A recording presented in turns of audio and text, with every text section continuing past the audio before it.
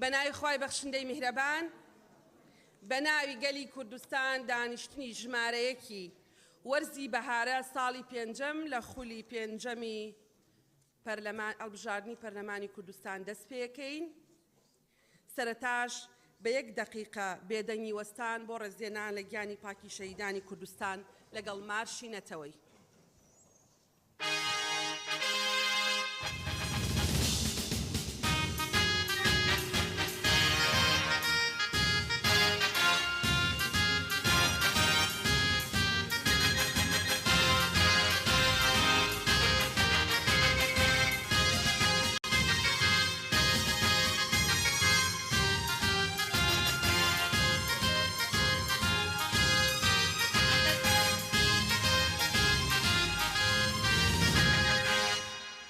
زۆر سوپاس فەرموون.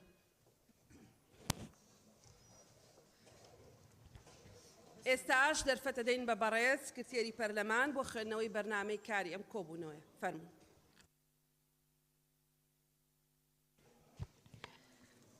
بەڕێز سەرۆکی پەرلەمان بەرنامەی کار بەپێی حکمی مادەی 5 بڕگەی یەکەم لە مادەی 16 بڕگەی سەیەم لە مادەی 18 بڕگەکانی یەکەم و دووەم و سەیەم و چوارەم و پێنجەم لە مادەی 20 مادەکانی 47 و 48 بڕگەی یەکەم لە مادەی 52 مادەکانی 54 و 55 و 56 57 لە پەیڕەوی ناوخۆی پەرلەمانی کوردستان دەستەی سەرۆکایەتی پەرلەمان بریاریدا بەرنامەی کاری دانیشتنی ژمارە 1 ئاسایی خولی بەهارەی ساڵی پێنجەم لە خولی پێنجەمی هەڵبژاردننی پەرلەمان لە کاتژمێر 11 پێشنوەڕۆ ڕۆژی چوارشەممە ڕێکەوتی 1 سەی 2023 بەم شێوەیە خوارەوە بێت. یەکەم 1 دقیقە بێدەنگی وەستان بۆ ڕێزلێنان لە گیانی پاکی شەهیدانی کوردستان و عێراق لەگەڵ مارشی نەتەوەی. دووەم کردنەوەی وتەی بەڕێز سەرۆک پەرلەمان تایبەت بە خولی بەهارەی ساڵی پێنجەم لە خولی پێنجەمی هەڵبژاردننی پەرلەمان لەلایەن بەڕێز سەرۆکی پەرلەمان بەپێی حکمی بڕگەی یەکەم لە مادەی 7 پەیڕەوی ناوخۆی پەرلەمانی کوردستان. سەیەم وتەی بەڕێزان سەرۆک فراکسیۆنەکانی پەرلەمان بە بۆنەیکردنەوەی خولی بەهارەی ساڵی پێنجەم لە خولی پێنجەمی هەڵبژاردننی پەرلەمانی کوردستان لە 3 خول زیاتر نەبێت. چوارەم خوێندنەوەی یەکەم خوارەوە بەپێی حکمی بڕگەی پێنجەم لە مادەی 78 مادەکانی 79 لە پەیڕەوی ناوخۆی پەرلەمانی کوردستان. 1 پێشنیازە یاسای بەرەنگاربوونەوەی ئەشکەنجەدان و خراپ مامەڵەکردن لە هەرێمی کوردستان. 2 پێشنیازە یاسای بەرەنگاربوونەوەی کزی زانستی. 3 پێشنیازە یاسای ناوەندی وەرگێڕانی سەرچاوە زانستیەکان لە هەرێمی کوردستان. 4 پێشنیازە بریاری تایبەت بە خاکسپاردنی شەهید. 5 پێشنیازە یاسای هەمواری دووەمی یاسای ژمارە 3 ساڵی 2019 یاسای بەخاوەنکردنی ئەو زەویانەیە کە لە سنووری شارەوانیەکانی زیادە ڕوویان لەسەر کراوە لە هەرێمی کوردستان. 5 دەنگدان لەسەر پرۆژە یاسای کار لە هەرێمی کوردستان بەپێی حکمی مادەکان 90 91 93 96 لە پەیڕەوی ناوخۆی پەرلەمانی کوردستان. 6 خستنەڕوو دەنگدان لەسەر ئەم یاسایانەی خوارەوە کە بە بریاری سەرۆکایەتی هەرێم گەڕێنرایەتەوە بۆ پەرلەمان بەپێی حکمی بڕگەی یەکەمی مادەی 95 لە پەیڕەوی ناوخۆی پەرلەمانی کوردستان. 1 یاسای ژمارە 8 ساڵی 2022 یاسای گرنتی کاڵای قاچاق و قەدەغەکراو لە مامەڵە پێکردن لە هەرێمی کوردستان کە بە بریاری ژمارە 15 ساڵی 2022 سەرۆکایەتی هەرێم بە شێوەیەکی جوزئی گەڕاندرایەتەوە بۆ پەرلەمان بۆ چاوپخشاندنەوە بە خاڵی 7 لە بڕگەی دووەم و هەڵگرتنی بڕگەی سەیەم لە مادەی 3 یاساکە. 2 یاسای ژمارە 11 ساڵی 2022 یاسای هەمواری یەکەمی یاسای پاراستن و چاکردنی ژینگە لە هەرێمی کوردستان کە بە بریاری ژمارە 16 ساڵی 2022 سەرۆکایەتی هەرێم بە شێوەیەکی جوزئی گەڕاندرایەتەوە بۆ پەرلەمان بۆ چاوپێخشاندنەوە بۆ بڕگەی سەیەم لە مادەی 42 یاساکە. 3 یاسای ژمارە 7 ساڵی 2022 یاسای هەمواری یەکەمی یاسای ئەنجومەنی شورای هەرێمی کوردستان کە بە بریاری ژمارە 1 ساڵی 2023 سەرۆکایەتی هەرێم بە شێوەیەکی جوزئی گراندرایەتەوە بۆ پەرلەمان بۆ چاوپێشاندنەوە بۆ بڕگەی پێنجەم لە مادەی 13 یاساکە. 7 دەنگدان لەسەر داواکاری دەست لە کارکێشانەوەی ئەندام پەرلەمانە لە خوارەوە ناویان هاتووە لە ئەندامەتی پەرلەمان بەپێی حکمی خاڵی 1 لە بڕگەی دووەمی مادەی 25 لە پەیڕەوی ناوخۆی پەرلەمانی کوردستان. 1 شێرکۆ جەودەت مستەفا. 2 ئەبوو بەکر عومەر عەبدوڵڵا. 3 إسماعيل علي طه 4 سرتنار أحمد محمود 5 هلس أحمد محمد حسن 6 علي حمد صالح طه 7 كاظم فاروق نامي زۆر سپاس. بەڵێ زۆر سپاس دەست بە جێبەجێکردنی بڕگەی یەکەمی بەرنامەی کارەکەین بەڕێزان. ئەمڕۆ ڕێکەوتی 1/3/2023 لە کاتێکە وەرزێکی نوێی یاسادانانەکەینەوە کە جیاواز لە هەر وەرزێکی دیکە پەرلەمانی کوردستان بە یاسای ژمارە 12 ساڵی 2022 خۆی و دامەزراوەکانی دیکەی پابەندی ئامادەکاریە سیاسی، یاسایی، کارگێڕی و تەکنیکەکانی تایبەت بە هەڵبژاردن کردووە. بۆیە سەرڕایەوەی ئەرکی یاسایی خۆمان وەک دامەزراوەی تەشریعی و چاودێری بە پێی ئامادەکاری سەرۆکایەتی و راپۆرتی لیژنەکانی پەرلەمانی کوردستان جێبەجێ دەکەین.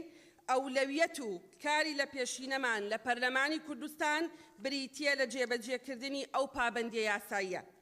بۆ مەبەستە ئەمانەوێ ڕای گشتی هەرێمی کوردستان و بەڕێزیشتان لە پەرلەمانی کوردستان ئاگاداری ئەو ڕاستیە بن کە ئێمە لە ڕابردوو لە پێناوی پاراستنی یەکڕێزی گەلی کوردستان و هێزە سیاسیەکان و پاراستنی قوارەی سیاسی هەرێمی کوردستان و ئەنجامدانی هەڵبژاردنێکی پاک و بێگەرد کە گرنتی بەشداریەکی کارای هاوڵاتیان کە بەرپرسیارەتێکی قورسمان لە ئەستۆ گرتووە بەدەر لە خواستی خۆمان چووینە ژێرباری واقعێکی تاڵ کە درێژکردنەوەی ویلایەتی پەرلەمانی کوردستان و بەکارایی هێشتنەوەی دامەزراوەکانی سەرۆکایەتی هەرێم و حکوومەتی هەرێمی کوردستان بوو.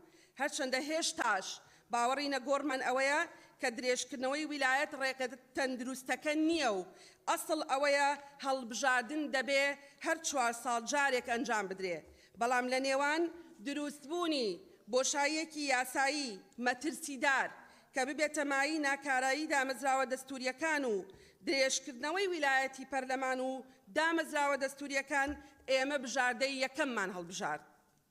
بەڕێزان، لە ئێستاشا پەرلەمانی کوردستان سەرەڕای خۆپابەندکردن بە ئەرکە یاساییەکانی لایەنە سیاسیەکانی هەرێمی کوردستان دەخاتە بەردەم بەرپرسیارەتی ڕێکەوتن لەسەر هەموو ئەو بابەتانەی کە پەیوەستن بە هەڵبژاردننی خولی شەشەمی پەرلەمانی کوردستان لە ڕێگەی سازشکردن لە بەشێک لە داواکاریەکانیان و دۆزینەوە و پەرەپێدانی خاڵە هاوبەشەکان و بچووکردنەوەی خاڵی ناکۆکی.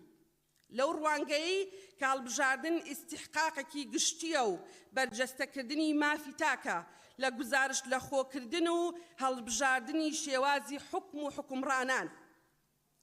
و کاتیش لە ئێستەدا بە هیچ جۆرێک لە بەرژەوەندی قوارەی سیاسی هەرێم و پرۆسەی سیاسی و دیموکراسی نییە و چاوەڕوانیمان ئەوەیە لە کاتێکی قیاسی گونجاودا هەر لایەکمان ئەرکەکانی خۆمان بەرپرسیارانە جێبەجێ بکەین بۆ ئەوەی بتوانین لە ماوەی دیاریکراودا هەڵبژاردننی خولی شەشەم ئەنجام بدەین.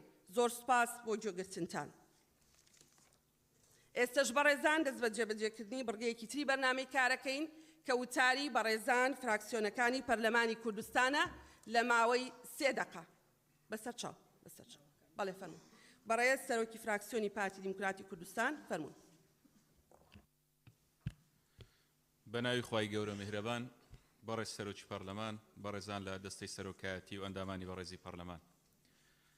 ئەمڕۆ یادی کۆچی دوایی سەرکردە و ڕابەری گەری کوردستان بارزانی نەمردەکەینەوە. لەم یادە خەمناکەدا درود و سڵاو بۆ ڕۆحی پاچی و سەرجەم شەیدانی بزوتنەوەی ڕزگاری خوازی گەلی کوردستان دەنێرین. بەڕێزان، ئەمڕۆ لە کاتێکدا دەست بە وەرزێکی تازە یاسادانان دەکەین، ناوچەکەمان بە شێوەیەکی گشتی بە قۆناغێکی ناسەقامگیردا تێدەپەڕێت و ئەزمونەکەمان پێویستی بە پاراستنی جددیتری هەمەلایەنە هەیە و گەلی کوردستان و قۆناغەکە ئەومان لێ دەخوازێت ئەگەرچی ئاراستەکانیشمان جیاواز بن، بەڵام لەم پێناوەدا ئامانجەکانمان یەک بخەین. لە ناوخۆدا هەوڵی فەراهەمکردنی سەقامگیری سیاسی بدەین و لە دەرەوەش ئامانجمان گەلی کوردستان و قەزیەکەی بێت و پاراستنی ئەزمون و قەوارەکەمان لە پێشەوەی بەرژەوەندی حیزبیەکانمان دابنێ.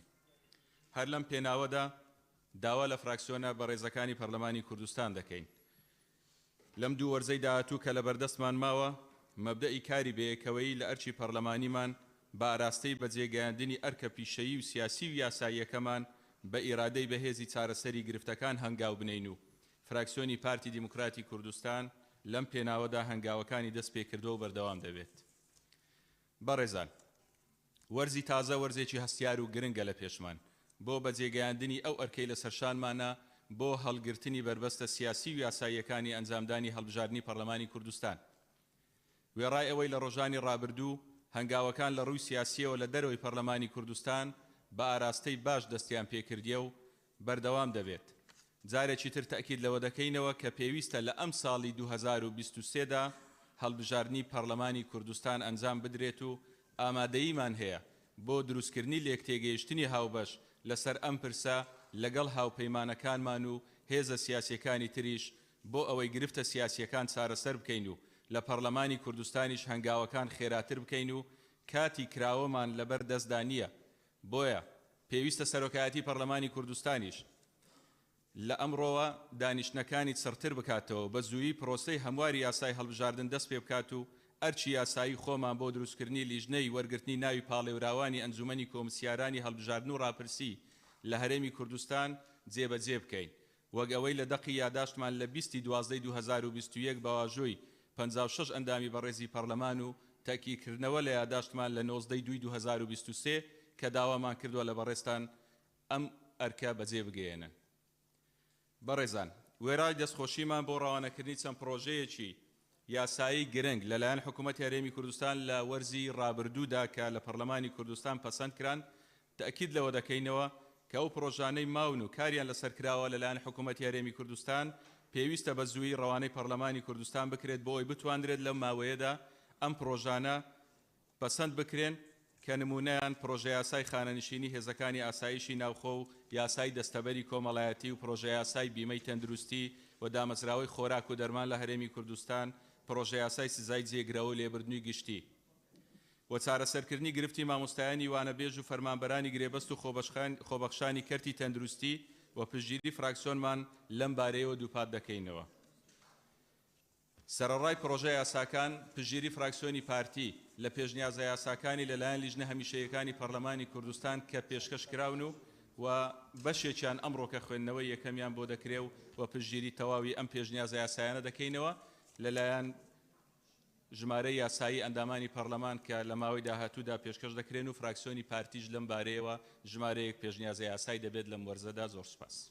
بەڵێ زۆر سوپاس. بە ناوی پەرلەمانی کوردستانەوە بە خێرهاتنی شاندی پەرلەمانی ئوردونیەکەین بۆ پەرلەمانی کوردستان کە ئێستا لە ناو هۆڵی پەرلەمانن لە شوێنی میوانان دکتۆر عەلی لەگەڵ هاوکارانی. بەڵێ زۆر سوپاس بەڕێز سەرۆکی فراکسیۆنی پارتی، بەڕێز سەرۆکی فراکسیۆنی یەکێتی نیشتیمانی کوردستان کاک لوقمان جێگری سەرۆکی فراکسیۆن. زۆر سپاس.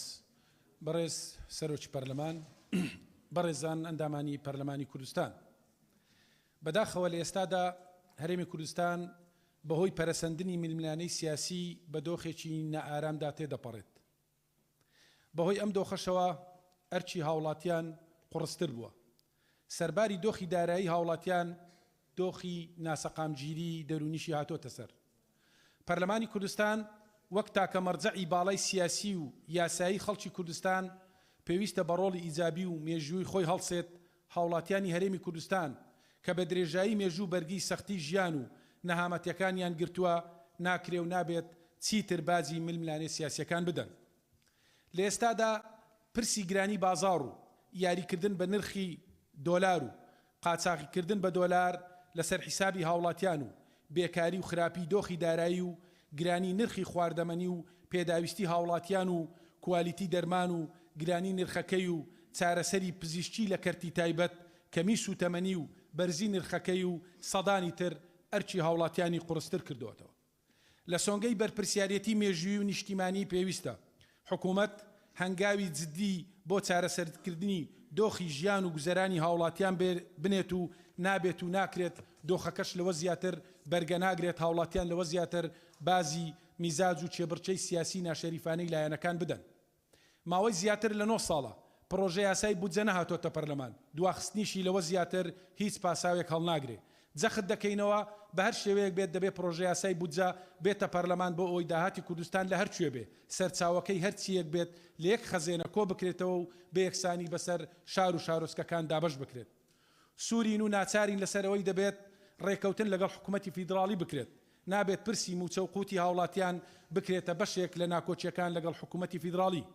هەروەکو لای بەڕێستان ڕوونە دەمێکە کۆمەڵێک کێشەی بنەڕەتی ڕوبەڕووی خەڵکی کوردستان بۆتەوە پێویستە نوێنەرانی حکوومەت بێنە پەرلەمان بە هاوکاری فراکسیۆنەکان چارەسەریان بکەین وەک پلەبەرزکردنەوەی فەرمانبەران خانەنشینی هێزەکانی ناوخۆ پرسی دامەزراندنی مامۆستایانی وانەبێژ و فەرمانبەرانی گرێبەست خۆبەخشانی کەرتی تەندروستی سێیەکەمەکانی زانکۆ پەیمانگاکان شایستەی دارایی جوتیاران و چارەسەرکردنی پرسی پاشەکەوتی موچە و جێرانەوەی قەرزی هاوڵاتیان لە ڕێگەی بەریەخستن مەقاسە ماف و ئیمتیازی پێشمەرگە دێرینەکان و گەڕانەوەی شایستەی خانەنشینی بۆ هێزی پێشمەرگەی کوردستان و پێدان و مینعی ڕزگاربووانی ئەنفال و زیندانیانی سیاسی جەخت دەکەینەوە ئەو نادادپەروەرەی لە ڕووی دابەشکردنی داهات و خزمەتگوزاری هەیە کۆتایی پێبێت و حکوومەت بە یەک چاوسەیری تەواوی هاوڵاتیان و ناوچەکانی کوردستان بکات و پێداویستە خزمەتگوزاریەکانی بۆ دابین بکاتەوە سەبارەت بە پرسی هەڵبژاردن وەک پرسێکی نیشتیمانی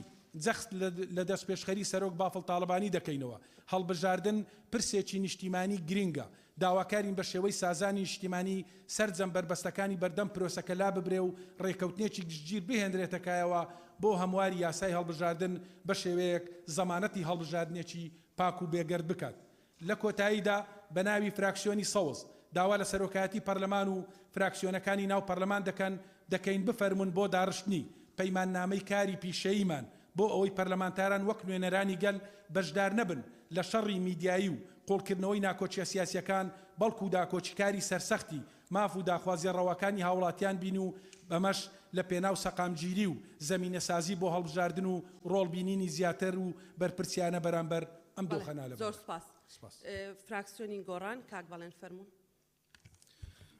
بەڕێز سەرۆکی پەرلەمان بەناوی خوای گەورە و میهرەبان بەڕێزان ئەندامانی بەڕێزی پەرلەمان دیارە ئەمڕۆ پەرلەمانی کوردستان یەکەم کۆبوونەوەی وەرزی یاسادانانی خۆی لە دوای درێژکردنەوەی تەمەنی پەرلەمان ئەنجامەدا لەم سۆنگەیە و لە پێناو دروست نەبوونی بۆشایی یاسایی لە هەرێمی کوردستان و ئەستەمبوونی ئەنجامدانی هەڵبژاردننی خولی شەشەمی پەرلەمانی کوردستان لە مانگی دەی ساڵی ڕابردوو بە ناچاری تەمەنی خولی پێنجەمی پەرلەمانی کوردستان بۆ ماوەی ساڵێک درێژ کرایەوە بەڵام لەگەڵەوەشدا چەندین خاڵ وەکو کاری لە پێشینە بۆ کارەکانی حکومەتی هەرێمی و پەرلەمانی کوردستان بۆ خزمەتی هاوڵاتیان و پرۆسەی سیاسی لە لێکتێگەیشتنێکدا واژۆ کرا بۆیە ئەمانەوێ بەرمەبنای ئەو لێکتێگەشتنە و لەم وەرزی یاسادانەدا ڕوئیای خۆمان ڕابگەێنین کە یەک حکومەتی هەرێمی کوردستان و کابینەی نوێم تاکە دەرفەت کە لە بەردەمی داماوە ئەم وەرزی یاسادانانەیە کە تا پەردەی ڕەشی ناڕوونی و ناشەفافی لەسەر داهات و خەرجیەکانی لابدات و دوای 9 ساڵ و وەک بەڵێنێکی گرنگی ئەم کابینەیە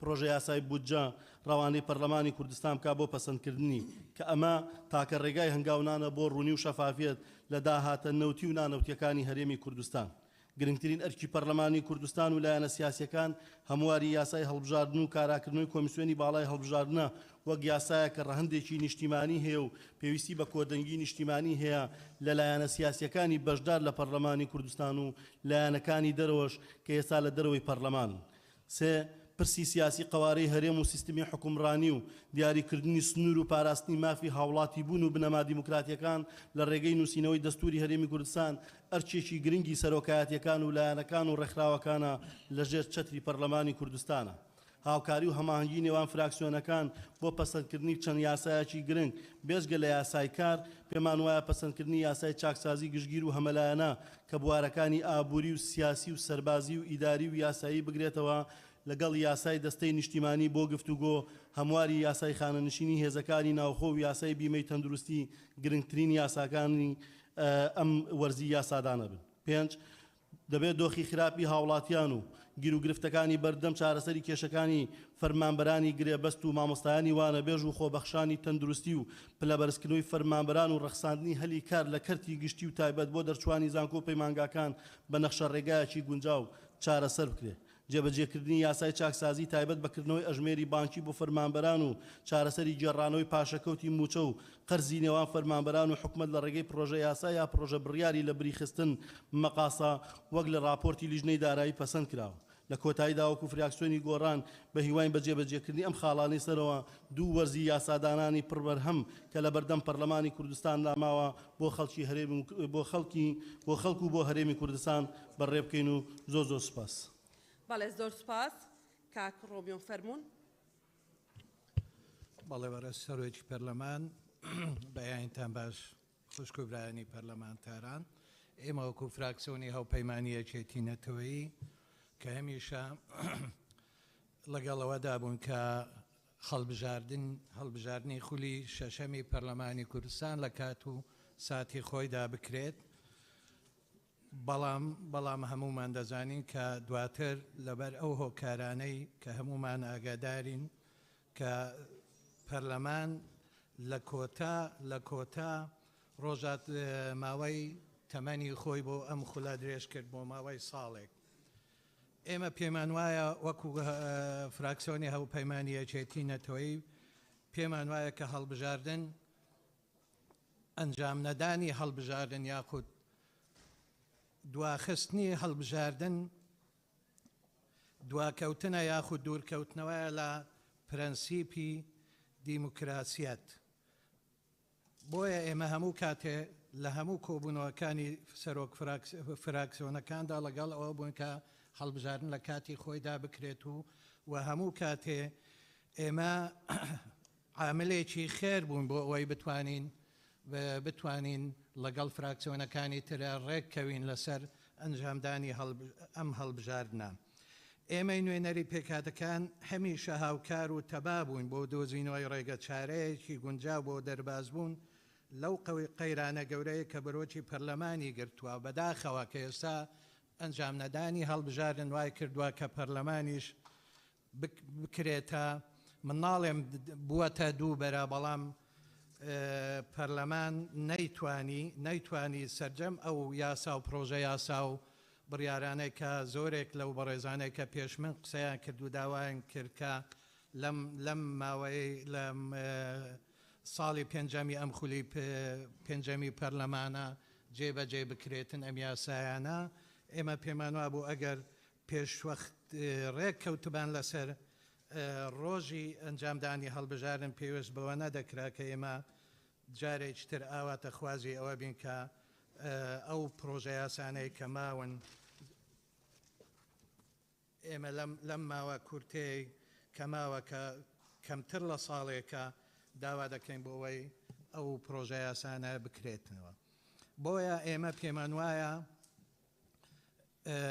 ئێمە پێمان وایە ئەبێ بە شێوەیەشتر پەرلەمان ناکرێ بەڕاستی پەرلەمان ناکرێ بخرێتە ناو ئەو جێژاوە سیاسیە یاخود ئەو جێژاوە حزبی کە ئێستا لە گۆڕەپانی سیاسی کوردستاندا هەیە بۆیە وەکو فراکسیۆنی هەوپەیمانی یەکێتی نەتەوەی داوا لە سەرجەم لایەنەکان دەکەین بە شێوەیەکی جیاوازتر لەوەی کە ئێستا هەیە هەوڵ بدرێت بۆ ئەوەی ڕێگە چارەیەک بدۆزرێتەوە و هەمومان ڕێکەوین لەسەر دیاریکردنی ڕۆژی ئەنجامدانی هەڵبژاردن بۆ خولی شەشەمی پەرلەمانی کوردستان زۆر سپاس کاک محەممەد سعدەدین فەرموون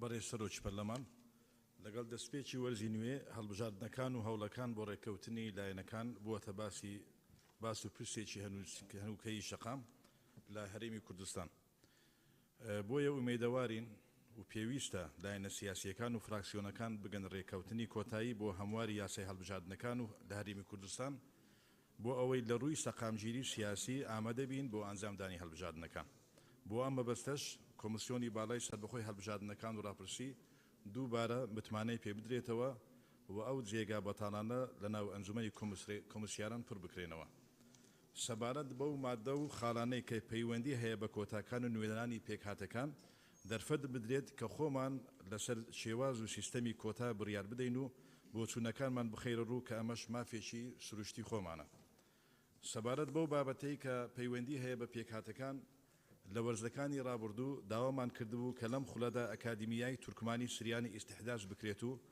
لە ئامادەکردنی پرۆژە یاساکە پاڵپشتیمان بکەن یاخود ئەکادیمیای کوردی ڕێک بخرێت و مەجمەعی نیشتیمانی بۆ ئەکادیمیەکان ڕێک بخرێت کە هەموو نەتەوە جیاوازەکانی هەرێم بگرێتەوە بە کورد و تورکمان و کلدان سریان ئاشوریەوە لە کۆتاییدا وەکو پارتی گەشەبێدانی تورکمان تەکید لەوە دەکەینەوە کە هەموو لایەنەکان و فراکسیۆنەکان بەکاری هاوبەش و یەکڕێژی و سازان هەموو بەربەرس و کێشەکان لە بەرژەوەندی هەرێمی کوردستان چارەسەر دەکرێن لەگەڵ ڕێزماندا زۆر سپاس دکتۆر محەیدین فەرموون فراکسیۆنی ئازادی بەڕێز سەرۆکی پەرلەمان بەڕێزان دەستەی سەرۆکایەتی پەرلەمان و پەرلەمانتارانی هێژا ڕۆژتان باش لەگەڵ دەستپێکردنەوەی خولی بەهارەی ساڵی پێنجەم لە خولی پێنجەمی پەرلەمانی کوردستان دید و توێڕوانینی فراکسیۆنی ئازادی لەم خاڵانە دەخێنە ڕوو. یەکەم بۆ ڕێگریکردن لە بۆشایی یاسایی و دەستوری و پاراستنی یەکرێزی نیشتیمانی و ئامادەکاری زیاتر بۆ هەڵبژاردننی خولی شەشەمی پەرلەمانی کوردستان ئەو هۆکارانە بوون کە یاسای بەردەوامبوونی خولی پێنجەمی پەرلەمانی کوردستان بۆ دەرچوێنرا. بەڵام دوای تێپەڕبوونی 4 مانگ بەسەر درێژکردنەوەی تەمەنی پەرلەمان تا ئێستا هەنگاوەکان هەنگاوی جدی بۆ ئەو مەبەستە نەهاوێشتراوە و لە ماوەی پێش درێژکردنەوەی تەمەنی پەرلەمان و دواتریش چەندی کۆبنەوەی سەرۆک فراکسیۆنەکان و دەستەی سەرۆکایەتی وا بڕیار بوو ئەو یاسایانەی کە ڕەهەندی نیشتیمانیان هەیە بە سازان و ڕێککەوتنی نێوان فراکسیۆنەکانی پەرلەمان بەڕێوە بچێ. بەڵام ئەوەی هەستی پێ دەکرێت و بەدی دەکرێت خەریکە هەنگاوەکان پێچەوانەی ئەو بنەمایانە بەڕێوە بچن. خاڵێکی تر کە دەمانێت ئاماژەی پێ بدەین بەردەوامبوون و کەلەکەبوونی قەیرانە باوەکانە لە هەرێمی کوردستان وەک زۆری و جۆری ڕسومات و باج، بەردەوامی ڕاگررتنی پلەی بەرزکردنەوەی فەرمانبەران، دواکەوتنی موچە، کەمی و خراپی و نزمی کوالیتی کەرتە خزمەت گوزارێ گشتەکان، نەبوونی پرۆژە یاسای بودجە و ژمێرەی کۆتایی، دیاردەی بێکاری لە نێوان گەنجان و دەرچوانی زانکۆ و پەیمانگاکانی کوردستان و هەڵکشانی ڕێژەی هەژاری و کێشەی ئابووری و کۆمەڵایەتیەکان و بابەتی سێیەکەمەکان و فەرمانبەرانی گرێبەست و خۆبەخشانی کەندی تەندروستی، زەقبوونەوە و تۆخبوونەوەی زیاتری سیمای دوو ئیدارەیی و هەڵمەتی ڕاگەیاندن و ناسەقامگیری سیاسی و ئەمنی و بەرتەسکبوونەوەی ئازادەکان و باری دەرونی هاوڵاتیانی نیگەران کردووە سەرباری چەندین بابەتی تر. بەشێکی تر کێشە و قەیرانەکان کە ڕوبەڕووی هەرێمی کوردستان دەبێتەوە بریتێ لە بڕیارەکانی دادگای فدرالی و بەردەوامبوونی ئەم دادگایە لەسەر ئەم ڕێبازە و بەردەوامبوونی داگیرکردنی زەوی زاری جوتیارانی کورد و بە عەرەبکردنی ناوچە کوردستانەکانی دەرەوەی هەرێمی کوردستان و پەخشکردن و بڵاوکردنەوەی دایان بابەت کە تعبیر لە عەقلیەتی حکومڕانانی دەوڵەتی عێراقی دەکاتەوە دەرحەق بە گەلی کوردستان و مافەڕەواکانیدا، ئەوە و چەندین بابەتی تر کە هەر ڕۆژە و بە پاساوێک لە ڕێگای جیاجیادا لە ناوەندەوە فشار و هەڕەشەکان بۆ سەر هەرێمی کوردستان تونتر دەکەن. بەردەوامبوونی کێشە و گرفتەکان و ململانەی نێوان لایەنە سیاسی کوردستانیەکان و بەردەوامبوونی قەیرانە کەڵەکە باوەکان پەیوەندی بە ژیان و گوزەرانی هاوڵاتیان و چارە نەکردنیان بە دڵنیاییەوە ڕنگدانەوەی خراپی دەبێت لەسەر گەلی کوردستان و قەوارەکەی. بۆیە ئەرچی هێز و لایەنە سیاسی کوردستانیەکانە لە ئاست ئەم بەرپرسیارە مێژوویەدا بن و لە بری خەمی بەرتەسکی حزبایەتی و ناوچەیی با خەمی نیشتیمان و دابینکردنی ژیانێکی خۆشگوزەران و شکۆمەندانە بۆ هاوڵاتیان و پاراستنی یەکێتی خاکی کوردستان و بەردەوامبوونی هەنگاوەکان بۆ دابینکردنی مافی چارەی خۆنووسین و سربەخۆیی بێت. لە کۆتاییدا جەخت لە سازانی ڕێکەوتنی نێوان لایەنەکان دەکەینەوە لەسەر بابەتی کۆمیسیۆنی هەڵبژاردن و ڕاپرسی و یاسای هەڵبژاردن و ئەنجامدانی هەڵبژاردن پێش کۆتایی ئەو وادەیە کە بۆ دیاری کراوە لەگەڵ ڕێزماندا و زۆر سپاس. زۆر سپاس. کاک باپیر فەرموون فراکسیۆنی. بەڕێزان سەرۆکایەتی پەرلەمانی کوردستان، ئەندامانی پەرلەمانی کوردستان، ئەو کاتتان باش. مش دەمەوێت ڕاو بیر و بۆچوونی فراکسیۆنەکەمان خەمەڕوو لە سەرەتا لەسەر ئەو دۆخە سیاسیە ناجێگیرەی لە ئاستی جیهان و ناوچەکە و لە وڵاتی ئێمەدا باڵی کێشاوە بەسەر تەواوی گەلانی ناوچەکە خەمەڕوو. لەو دۆخە ناجێگیریە کاردانەوە و ڕنگدانەوەیەکی کردووە کە بازاڕێکی ناجێگیر و لە هەمان کاتیشدا دۆخێکی سیاسی ناجێگیر لە هەرێمەکەماندا هاتۆتە ئاراوە. بۆ لە هەمان کاتدا بەهۆی ئەوەی کە وڵاتانی هەرچەندە وڵاتانی دەوروبەرمان بە شێوەیەکی گشتی زۆر ناجێگیر و لە بەردەم هێندێکیان لە بەردەمی داڕوخاندان، بەڵام لەگەڵ ئەوەشدا بەشی ئەوە ماون کە قەواری هەرێمی کوردستان لە قاڵب بدەن و چووکی کەنەوە. هەوڵەکان بەردەوامن، بەڵام بەداخەوە لە کاتێکدا ئەو مەترسیانە هەن، لە هەمان کاتیشدا ناتەبایی باڵی کێشاوە بەسەر لایەنە سیاسیەکان. بۆ ئەوەی دەبێت ئێمە سەرمەشقی خەباتی ئێستا و داهاتوومان یەک ریزی و تەبایی و هێنانەدی تەبایی بێ و ئەوەش بە سازان و بە لێبوردەیی دەکرێت. ومێدەوارین لایەنە سیاسیەکان بە تایبەتی ئەوانەی کە بەرپرسیارەتی گەوران لە ئەستۆیە خۆ شانی بدەنە بەر و واز لە بەرژەوەندی تەسکی حیزبایەتی بهێنن. گەربینە سەر دۆخی هەرێمی کوردستان وێڕای دۆخە سیاسیەکە ئیدارەی هەرێم لە بەردەمی دوولەت بووندا بوو و هەڕەشەیەکی گەورەی لەسرە و ئێستا دوو ئیدارەی زیاتر تۆخ بۆتەوە. ئەرچی لایەنە سیاسیەکانە، ئەرچی پەرلەمان و حکوومەتی هەرێمی کوردستانە، ئەو تۆخبوونەوەی دوو ئیدارەی کاڵکاتەوە و بەرەو بە دامەزراوەکردنی دامەزراوەکانی هەرێمی کوردستان بچین. کێشە و گرفتێکی بەو ناتەبایی و ناڕێکیە کێشە و گرفتێکی زۆر ئاڵاوە لە تاکتاکی کۆمەڵگادا، هەر لە بێنەوتی، لە بێ بازارگرانی، هەستانی دۆلار، یاریکردنی بە بازار بۆتە سەرڕای ئەوەی بێبیرکردنەوە لە ژیان و گوزەرانی خەڵکی ئێستا ڕۆژ بە ڕۆژ کێشە و گرفتەکان زیاتر دەبن. ئەوەی جێگەی خۆشحاڵیە دوێنێ کۆبوونەوەیەک لە نێوان پارتی دموکراتی کوردستان و یەکێتی نیشتیمانی کوردستان کراوە. تا ڕادەیەک لێک تێگەیشتنێکەیە ئومێدەوارین کە بەردەوام بێت و بگاتە ئەنجامێک بەو مەرجەی ئامانجلی پەراوێز خستنی لایەنە سیاسیەکانی تر نەبێ و دەبێت ئەو ڕێکەوتنە گشتگیرتر بێت و تەواوی لایەنە سیاسیەکانی تێدا بن بۆ ئەوەی زەمینەی سیاسی لەبارکەین لە پەرلەمانی کوردستان بۆ هەموارکردنەوەی یاسای هەڵبژاردن و پێکهێنانەوە یان متمانەدانەوە بە کۆمیسیۆن بە مەرجێک پەراوێز خستنی تێدا نەبێت و لە هەمان کاتیشدا کۆمیسیۆنیش هەمومان تێدا بەشدار بین. بەڵێ زۆر سوپاس. کاک فاهیک من هیچ شتێکی زۆر شتم ماوە یەک دەقە بمدنێ. بەڵێ فەر ئەوەی کە گرنگە لەو خولەدا بیکەین وێڕای ئەو زەمینە سازیە چەند یاسایەکی گرنگەیە لە هەمویان گرنگتر یاسای خانشینی هێزەکانی ناوخۆیە. منیش پشتگیری لێ دەکەم مەسەلەی وانە بێژان لە گرێبەستەکان چارەسەر بکرێن وێڕای ئەوەش خۆبەخشەکانیش لە فەرمانگاکانی حکوومەتی هەرێمی کوردستان کە چەند ساڵێکە بە خۆبەخشی کار دەکەن و بێ پاداشت و بێ ماف و بێ ئەوە بارگرانێکی گەورەی لەسەر دروستکردووە. لە کۆچی لاوان کە بۆتە دیاردەیەک و ئەوەش دەبینن کە لە دەرەوەی وڵات لە تەڕاوگە چ کاردانەوەیەکیان هەیە بەرامبەر هەرێمی کوردستان و دەسەڵاتی هەرێمی کوردستان. بۆیە چارەسەرکردن و بنبڕکردنی ئەوە کاری دەوێت پێم وایە ئەوەش بە پێکەوە کارکردن و پێکەوە هاوکاریکردن دەبێت و جارێکی تر سوپاس بۆ ئێوە. دەستان خۆش بێ. کاکیم داد فەرمون.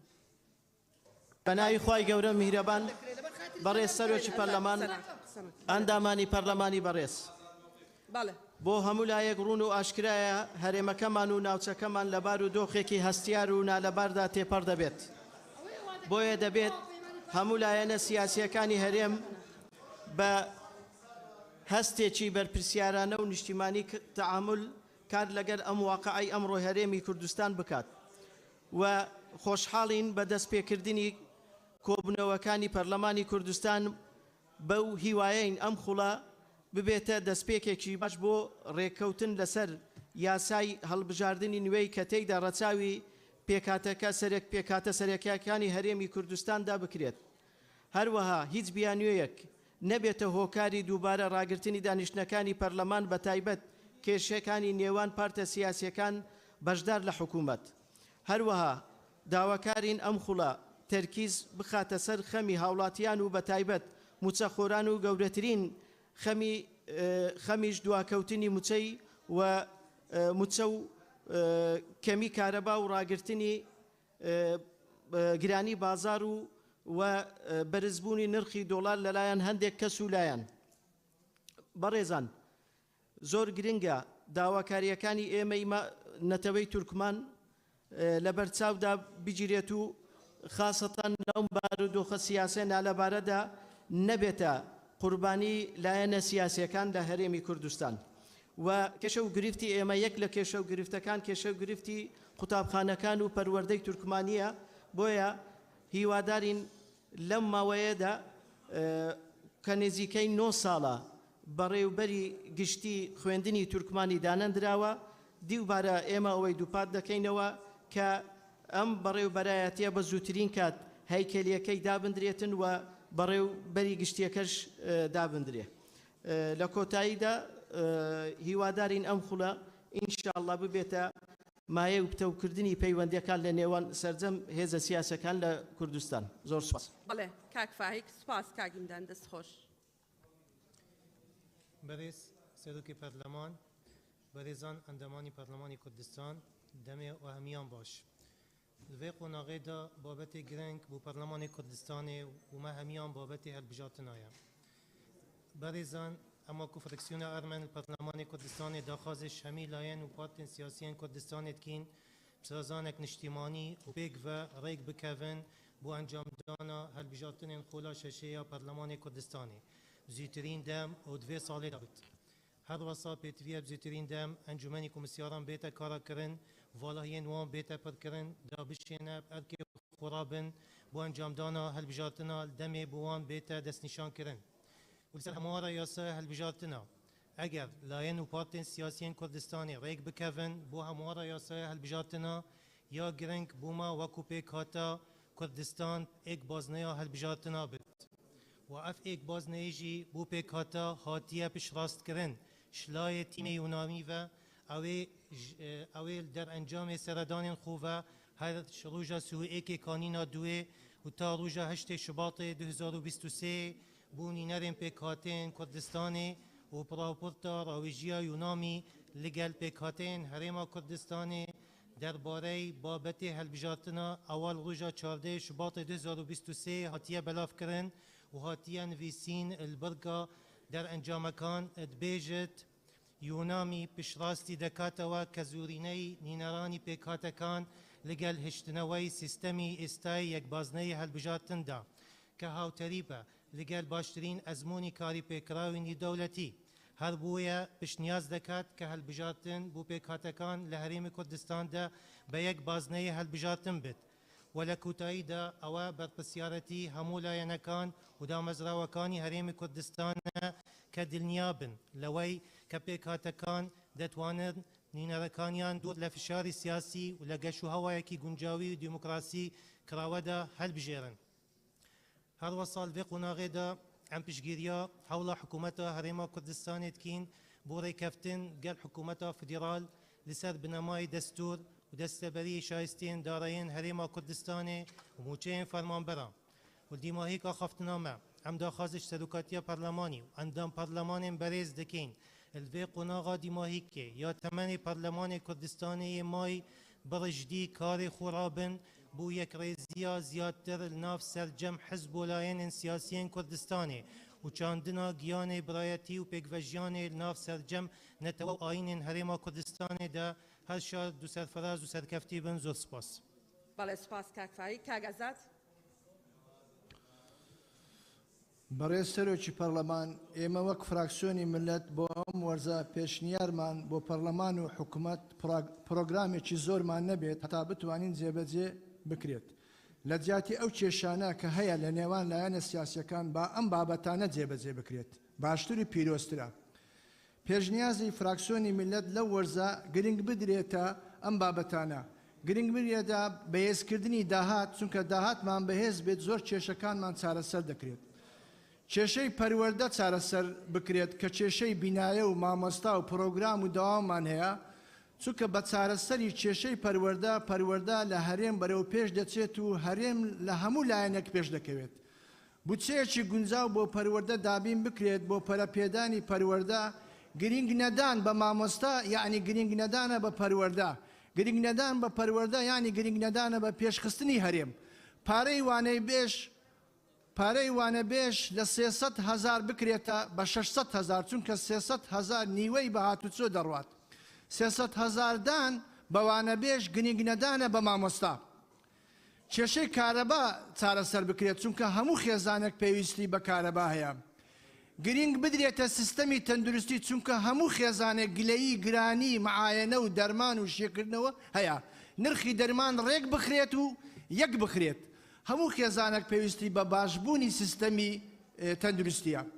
گرنگ بدرێتە بە پێکاتەکان. پێکاتەکان بۆ هەرێمی کوردستان بابەتێکی زۆر گرنگە هیچ لایەنێک لە جیاتی پێکاتەکان بڕیار و سیاست نەکات. با پێکەتەکان بە خۆیان بڕیار بدەن سیاست بکەن بودجەیەک بۆ چالاکی پرۆژە نەتەوەیی پێکاتەکان تەرخان بکرێت کە لە هەموو دانیشتەکان دووبارە دەکەمەوە و مێدەوارم لەم وەرزەدا جێبەجێ بکرێت گلەیی و داواکاریەکانی پێکاتەکان پشتگوێ نەخرێت لە بەرچاو بگیرێت سوپاسان دەکەم. بەڵێ کلارا خان سپاس کاگازان فەرموو کلارا خان مایکەکە بکوژێنەوە کاگ ئازاد بێ زەحمەت. بەڵێ بەڕێزان بەڵێ فەرموو. بەڵێ بەڕێز سەرۆکە پەرلەمانی کوردستانی بەڕێزان ئەندامانی پەرلەمان فراکسیۆنە ئەنجومەنی گەلی کلدانی سریانی ئاشووری سوورایە قوارێ دەستوریە هەرێما کوردستان دام و دەستگایên دەستوریên هەرێما کوردستان بەرژەوەندی و مافên هاوڵاتیên کوردستانê pêkvejiyan û rêzgirtin li taybetmendiyên pêkhatên neteweyî û aynî li Kurdistanê bi babetên zûr giring danîtin. We berdewam bergîrî û palpiştî lê dikein hiç rengekî sajiz li ser nakein. Piştevanî û destxweşiyê li siyaset û mewqifên hikûmeta Herêma Kurdistanê dikein berdewam heldayne digel hikûmeta Iraqê mafên rewayên gelê Kurdistanê bi destxwe bînîtin. Sebaret babetê helbijartinên Perlemanê Kurdistanê helbijartin kiryareka dîmokratiya û mafê hewlatiyên Kurdistanê ye. Em gel encamdana wan net wextê xwe da. Sebaret yasayê helbijartina wesa diyara ji xwendiname bû waqeî layên siyasî kar dikin ji bo razvekirina yasayê helbijartina û danûstandin berdewamin. Em bi ber nirxînîn û supasiya helwîstê Cenabê Serok Barzanî dikin ku dê piştevaniya me bîtin li ser biryara pêkhata me sebaret yasayên helbijartina. Em dixwazîn ev yasaya bi şêweyekê dadperwerane ku rêz li îrada dengderan bidet û her wesa daxwazî şerîkên xwe pêgîrî birayetî û şeraketa siyasî û neteweyî biketin ku hemî pêkhatan beşdarî çêkirina biryarê dabin. Sinûrdarkirina dengderan dengdan bû nûnerên gelê me li nav gelê me bîtin, nûîkirina tûmareka taybet bi dengderên me sindû xidmet taybet bin, berî roja helbijartinên giştî helbijartina nûnerên me bîtin û ev dê ramana dirist bû danana kota hebîtin. Sebaret Komîsyona Balaya Serbixweya Helbijartin pêdiviye me nûnerê xwe têda hebîtin, ji mara kursîkên me li dîv zêdebûna rêja gelê me li welatê û li derve zêde bikin û Kurdistan êk baz nebîtin. Sebaret yasedananê di vê werzî da fraksiyona me dê piştevan bît bû sercem pêşniyazên yasayên ji layê hikûmet yan fraksiyon hatîne amadekirin nexwasmeyên pêwîst bû pirkirina bûşayetiya yasayî li sekterên ciyawaz yên girêdayî bi jiyana hewlatiyan.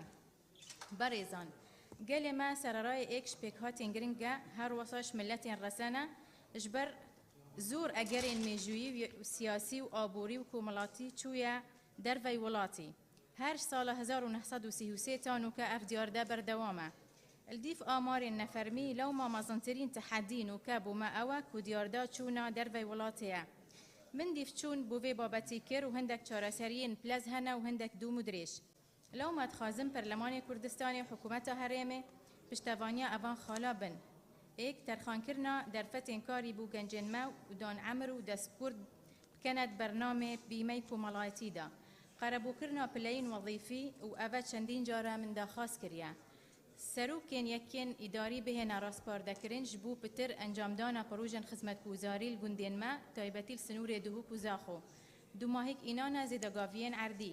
Razvekirina programên xandinê û dûpatkirin ser babetên xorkirina pêkvejiyan û azadiya derbirînê û azadiya ayînî û rêzgirtin li taybetmendiyên hemî pêkhata. Dûpatî bihêtekirin ser berhingariya gotara tund, xîtabil kerahiye, karakirina ew yasayên heyn yan dîtina aliyeteka guncay ji bo nehêlana evê diyardê ya metirsîdar ser aştiya civakî بەڵێ زۆر سپاس کلارا خان سپاس. بەڕێزان دەست بە جێبەجێکردنی بڕکەیەکی تری بەرنامەی کارەکەین.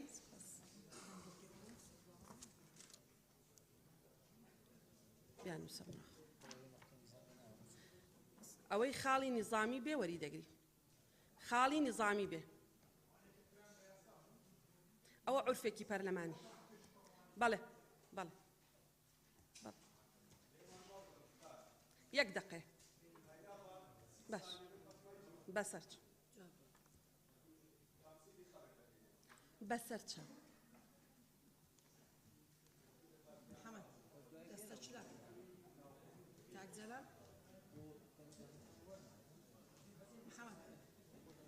مادەم لیژنەی ڕۆشنبیری لیژنەی ڕۆشنبیری داوای کاتێکتان کردبوو تا ئەوانە وەرەگرین مادەم بڕۆن ئێمە تەسەوڕمان نەکرد ئەوەنە خاڵی نظامی هەبێ ئەتوانن بڕۆن ئەگەر بۆ 20 دقەیەکە فەرموون سەوساخان چێتر کاگرەبی ئێوە هەموو پەرلەمان کاکجەلال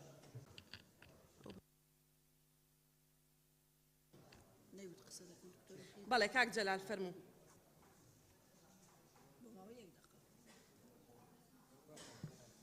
بەڵێ بەڕێز سەرۆکی پەرلەمان من بە پێی بڕگەی پێنجەم خاڵی یەکەم لە مادەی شەشەم بڕگەی سێم لە مادەی حوتەم لە یاسای خانەنشینی یەگرتوو ژمارە 37 ساڵی 2006 قسە بۆ بەڕێستانەکەم ئەویش ئەوەیە کە هەر کەسێک تەمەنی خانەنشینی واتە تەمەن و خزمەتەکەی تەواو کرد بێ مافی خانەنشینبوونی هەیە بەڵام لە ئێستادا تعلیماتێک لە مانگی حوتی ساڵی 2022 لە دیوانی ئەنجومەنی وەزیرانەوە بە پێچەوانەی ئەو بڕگە و مادانەی ئاماژەم پێیدا دەرکراوە بەوەی کە مافی خانەنشینی لەو فەرمانبەر و مۆزەفانە وەرگرتووەتەوە کە چوونەتە دەرەوەی وڵات کە حەقی ئەوەیان نییە ئەو مافە قانونیە لەو فەرمانبەر و مۆزەفانە وەربگرنەوە کە بە نزیکەی 1000 فەرمانبەر و مۆزەفە بن بۆیە داوای لیژنەیەکی لێکۆڵینەوە لە بەڕێستانەکەم لە لیژنەی یاسایی سەردانی دیوانی ئەنجومەنی وەزیران بکات ئەمە چۆن ئەبێ تعلیماتێک دەرکەن کە پێچەوانەی یاسا بێت و هاوشان لەگەڵ ئەمەش بەدەیان بڕیاریتر دەرچۆ کاک زکری فەرموو سپاس بناوی خودی مزنو دلوان برای سروکا پارلمان کردستانه ذکری زیباری دیاره ناحیه دینارته خلقی که زور توشو نخوشی آزکچونه بویا به زانیاریت من نزدیک 2000 کسا یه توشو اوه نخوشی بی نزانی سببه که آوه یا سببه که دی هیا دواله برایستان دکم لجنه تندرستی راست پیرن بودی چونو چاره سرکرنا اوی بابتی و دوا لدسته سروکاتی پارلمان کردستان دیگه پروژه یا سال بردنا گشتی بخنه برنامه کار دا کار سر بتکرن زور سپاس. بله سپاس. خدیجه خان.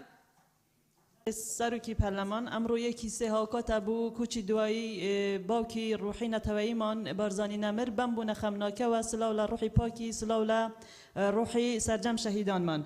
امن تبینی و سرنج کم های لسر برگی چهارم می برنامه کار که خالی پنجم خیندنوی یکم بو پیشنیازی یاسای همواری دومی یاسای جمهوری سالی 2019 یاسای بخوان کردن افزایانه که لسنوری شهروانی کان زیادی و رسر کرا و خیندنوی یکم بوی دکرد با پی ماده 79 و 80 که آماجتان پیدا که اما ناپیرویت چون که لو دو ماده آماجه به اول دکت که دبی هماهنگی لنیوان دسته سروکاتی و لجنه یاسایی هبید بو اول که خیندنوی بکرد بلام او پیش نیازه بکو اندامی لجنه یاسایی من هیچ اگاملینیه و نه ها تو لجنه ما اگر استنادتان کردی سر ماده کی تر دوای به جیال را آماجتان پیدا بوده نکل ضمن ماده 79 و 8 که به راستی ناپیرویه بمشی وازه سپاس. بله سپاس او استناد کرات سر ماده 8 لبروی لمانی یکما تقدیم نکرابو.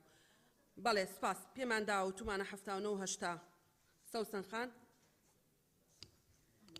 برای سروکی پارلمان من به پی ماده سی لپیروی ناخود پارلمان کردستان قصد دکم هر وکو آگادارین ل کارجی آسایل کوبناوکانی لجنکانی پارلمانی کردستان لکاتی انجامدانی کوبناوی لجنکان بهوی اوی که بشک ل پارلمانتاران بایکوتی کوبناوکانیان کردوا ل هند جار براستی نصابی کوبونەوە دروست نابێ بۆیە من هەرچەند لە پەیڕەوی ناوخۆی پەرلەمانی کوردستانیشدا ئەو حاڵەتە چارەسەر نەکراوە بۆیە من پێشنیار دەکەم کە دەستەی سەرۆکایەتی پەرلەمان چارەسەری ئەو بابەتە بکەن یان میکانیزمی ئالیەتێک دابنرێ بۆ ئەوەی لە کاتی کۆبوونەوەی لێژنەکان تووشی کێشە نەبن یاخود بە شێوەیەک چارەسەر بکرێت کە ئەو فەراغا پڕ بکرێتەوە بە پەرلەمانتارە بەڕێزەکانی تر زۆر سپاس. بەڵێ سپاس دکتۆر سەباح. برای سروکی پارلمان سپاس بو کاک زکری زیباری که بابتا باسی کرد بس لجنه تندرستی لپیروا لسر خط بوا لگر برای براتی گشتی ساخلمی دهو که هر و لگر قام آکره و آوانا موضوعك كمي كلور بوا لعواكا موضوعك چارسر بوا استاش روشكه برو باشي دروا شکر بخوا زور سپاس. سپاس کاکتور کاغیاسین. فرمون کاغیاسین. بەناوی خوای گەورە و میهرەبان لێرەوە سڵاو لە دەربەندی خان کە شارەکەی بەڕێستا بەڕێز سەرۆکی پەرلەمان کوردستان شاری منە نا هەموو کوردستان شاری هەمومانە بەڵام بەڕێز سەرۆکی پەرلەمان من ئەو دانیشتنە دەبووە لەسەر کارەبا بە لەسەر ئاو بە لەسەر مەعاش بە بە سێ مانگە مەعاشێک دێ لەسەر وانە بێژان بە بەڕێز سەرۆکی پەرلەمان تۆ دەزانی یەک شەو لە خەستەخانەکانی ئەهلی بە 500,000 دیناری خەڵک لێ دەخەوێ بەڕێز سەرۆکی پەرلەمان دەزانی لە وڵاتی دووکە کانگەی غازە بت لە غاز بە 19,000 بەڕێز سەرۆکی پەرلەمان سێ ڕۆژ دیکە یادی پێنجی سێیە بەڵام 3 ساڵە من یادداشتێکم تەقدیم کردووە هەتا ئێستا 2 ساعت نەوڕانی تەواو نەبووە بەڕێز سەرۆکی پەرلەمان ئەوە بەنزینە ئەوە بەنزینە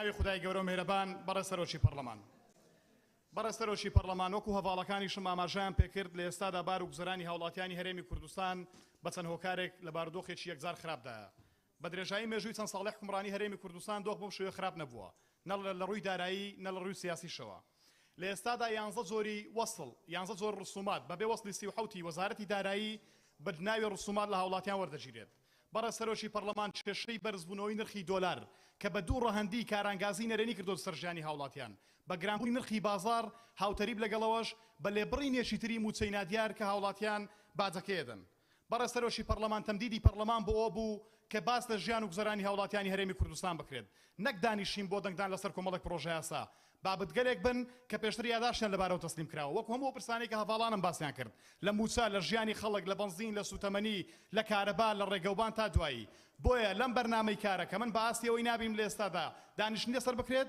من بەش بە حاڵی خۆم بە مافی پێڕەوی خۆم بایکۆتیم دانیشتنی پەرلەمانی دەکەم و زۆر سپاس زۆر سپاس کاک سەروان بە ناوی خدای گەورە و میهرەبان بەڕێز سەرۆکی پەرلەمان من دەمەوێت پیرۆزبایی لە ئێوە وەکو سەرۆکاتی پەرلەمان و لە هەموو پەرلەمانتاران و پێشمەرگە دلێر و خۆشمێرەکان بکەم ئەوانەی کە قوربانیاندا بۆ ئەوەی پەرلەمان و حکوومەت هەبێت ئەوەی کە فەوجێک بوو بۆ چارەسەرکردنی دەوامەکەیان لە جاتی ئەوەی چا بکرێت فەوجێکی تریش دەوامی زیاد کرا بۆیە پیرۆزبایی لە خۆم لە ئێوە لە هەموو پەرلەمانتاران و لە حکوومەت و لە وەزیری ناوخۆش دەکەم لە جاتی ئەوەی چارە بکەین یعنی پێشمەرگە شایانی ئەوەیە پاداش بکرێت کەچی ئیجراعاتی لەگەڵ دەکرێت و واجبیان قڕستر دەکرێت بەداخەوە ئەوە یەک دوو ئەگەر ساڵێک نە 2 ساڵ 3 ساڵ تەمەنی پەرلەمان درێژ بکرێتەوە ئێمە چی گرنتیەکەیە کە دڵی پێشمەرگە خانەوادەی شەهید مامۆستا ئەفسەرێکی ئاسایش کارمەندێک پۆلیسێک قوتابیەک بێکارێک دڵیان خۆش بکەین یعنی ئەوە درێژمان کردەوە بەڵام چ گرنتی بەوانە بدەن کە دەنگیان بە ئێمەداوە و نوێنەری ڕاستەقینەی ئەوانی کە دڵیان بە نوێنەراتی ئێمە خۆش بێت ئالێرە لەم میمەرە بەڕێزت وەکو سەرۆکی پەرلەمان تکایە ئەوەندە مەبڕە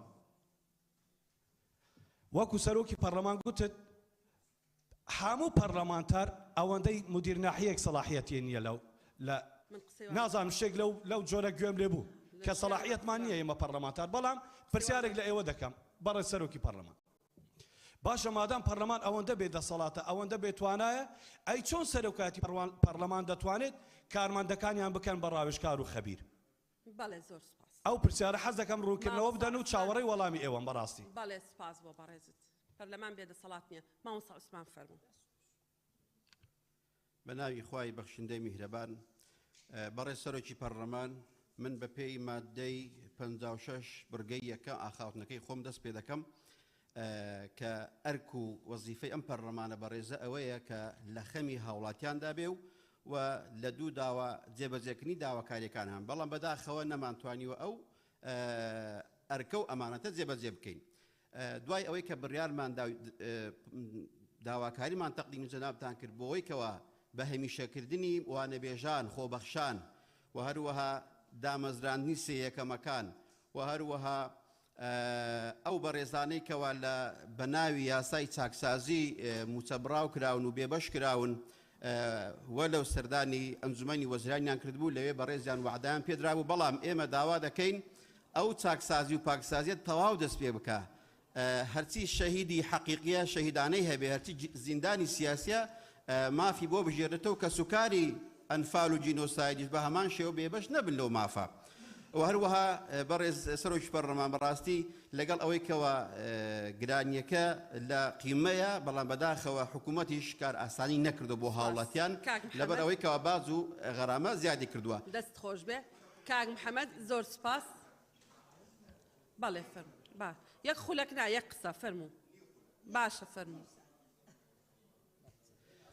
بەڕێز سەرۆکی پەرلەمان دوای ئەوەی 25 ساڵ لە وەزارەتی ئەوقاف خزمەتم کرد لەسەر قسەی حەق دەرکرام شانازیشی پێوە دەکەم ئێستاش و دوای ئەوەی کەوە لەسەر پابەندبوون بە حەق و حەقپەروەری و لە فراکسیۆنەکەم دوور خرامەوە لەبەر ئەوەی کە سوێندی یاساییم خواردووە خیانەت نەکەم بە معاشەکەم پێ حرام بوو دەوام نەکەم و 8 ملیۆن بێتە سەر ژمارە باقیەکەم و بۆیە هاتمەوە ناو دەوامی خۆم و بە هەموو ڕێزێکەوە بسوە.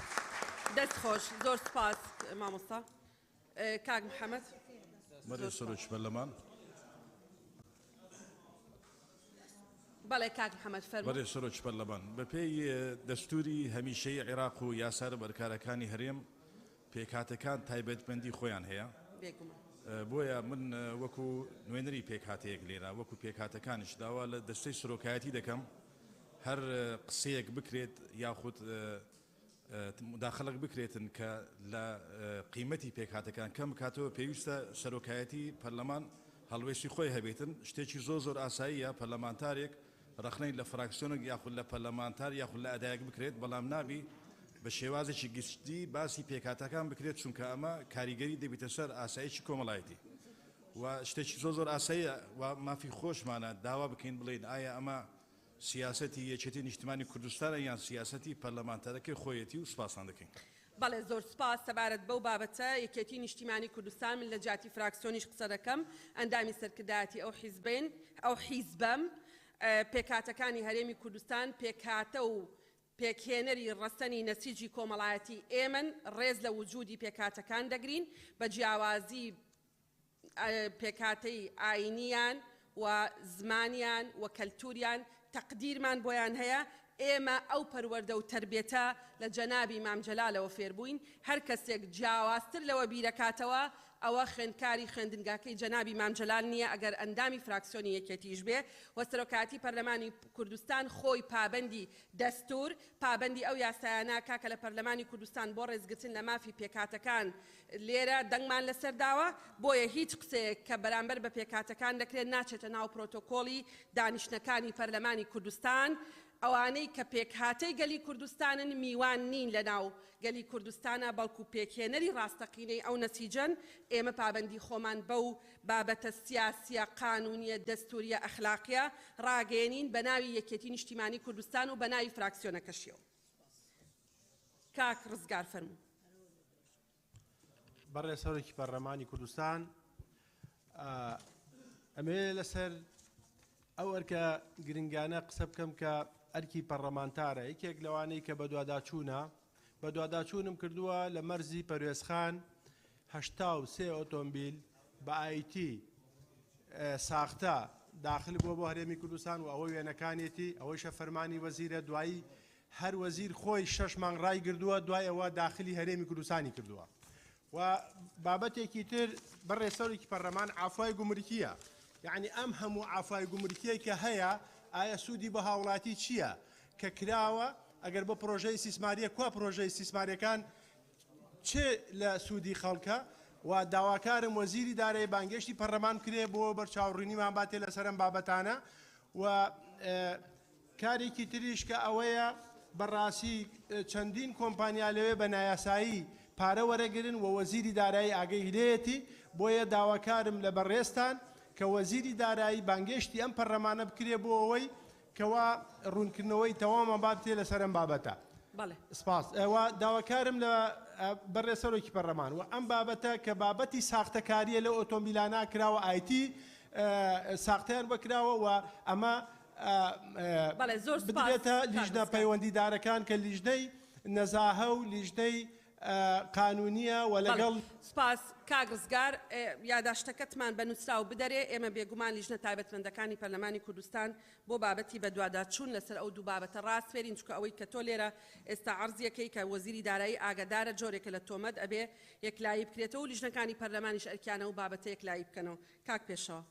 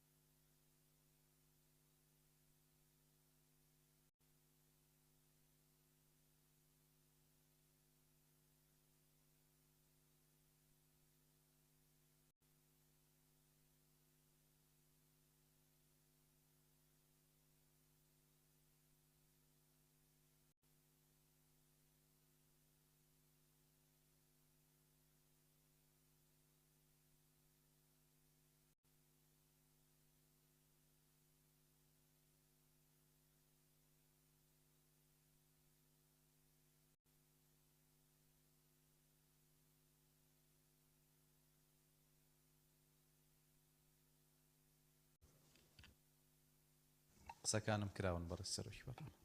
بەڵێ زۆر سپاس بەڕێزان داوا لە سەرۆکایەتی لیژنەی یاساییەکەین فەرمون بۆ شوێنی خۆیان.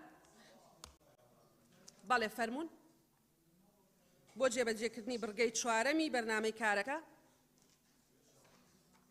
فەرمون.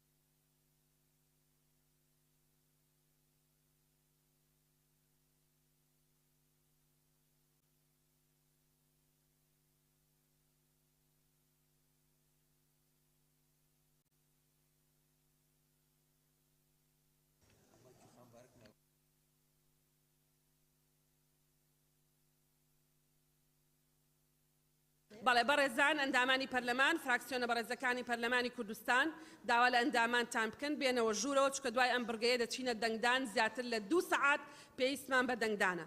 بەڵێ فەرمون. بەڕێز سەرۆکی پەرلەمان پێشنیازە یاسایی بەرەنگاربوونەوەی ئەشکەنجەدان خراپ مامەڵەکردن لە هەرێمی کوردستان داش عێراق لەلایەن ژمارەی یاسایی ئەندامانی پەرلەمانەوە پێشکەش کراوە. ئەم پێشنیازە یاسایە لە 23 مادە پێکاتوە لەگەڵ هۆیەکانی دەرچواندن ناوی ئەو ئەندامانەی کە واژۆیان کردووە ئەمانن: شادی نەوزاد، شیرین یونس، ڕۆمیۆ هەکاری، هیمداد سەباح، ئازاد ئەکرەم، گولستان سعید، ئاشنا عەبدوڵڵا، جەمال هەروتی، شایان کاکە ساڵح، شاخەوان ڕەئوف، گۆران عومەر عەلی، بەدریە ئەسماعیل، فەیساڵ عەباس، زکری زێباری، راهی راهبر، شنو عشقی، هێرش حەسەن، بەڵێن ئیسماعیل، ڕۆپاک ئەحمەد، هەژان حەسەن کوێستان، ڕۆژان حەمەڕەش، عەباس فەتاح، مەلا ناصر، کاروان گەزنەیی، مەمە ئەسکەندەر، لەیلا عەبدولجەبار، گولستان عەبدولباقی، حەسیبا گەردی. بەڵێ زۆر سپاس. بەڕێز سەرۆکی پەرلەمان داوا لە بەڕێستان دەکەین ئەم پێشنیازە یاسایە ئاراستەی لیژنەکانی تایبەتمەند بکەن. بەڵێ ئەو پێشنیازە یاسایە ئاراستەی لیژنەی یاسایی و سەرجەم ئەندامانی پەرلەمانی کوردستانە. فەرموو.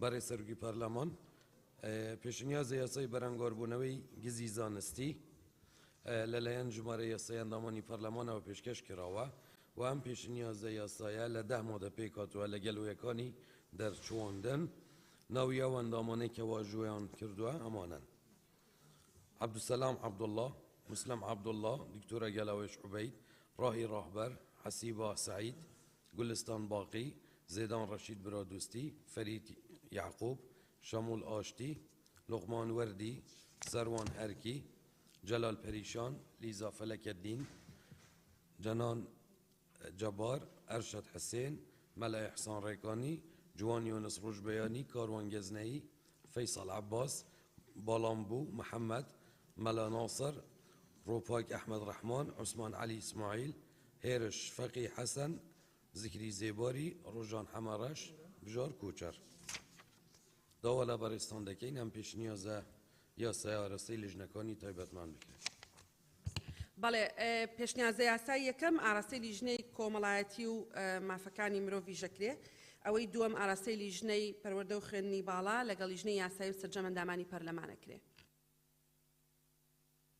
بەناوی خوای گەورە و میهرەبان، پێشنیازە یاسای ناوەندی وەرگێڕانی سەرچاوە زانستیەکان لە هەرێمی کوردستان داعش عێراق لەلایەن ژمارەی یاسایی پەرلەمانەوە پێشکەش کراوە لە 44 مادە پێکهاتووە لەگەڵ هۆیەکانی دەرچواندنی. ناوی ئەو ئەندامانی کە واژۆیان کردووە ئەمانە: بەڕێزان عەبدولسەلام عەبدوڵڵا حەسەن، زانا مەلا خالید، گەلاوێش عوبێد سیان، نەجات شعبان عەبدوڵڵا، دکتۆر زێدان ڕەشید، گوڵستان باقی، حەسیبە سەعید ئیبراهیم، لیزا فەلەکەدین کاکەی بژار، خالید عەبدوڵڵا، مەلا ئەحسان ڕێکانی، ڕۆژان ئیبراهیم عەلی سلێڤانی، دکتۆر سەباح زێباری، نزار مەلا عوسمان ڕەسوول، سەعید هەرکی، هێویدار ئەحمەد، شێخ ظاهر خەیلانی، سەروان مەمەند هەرکی،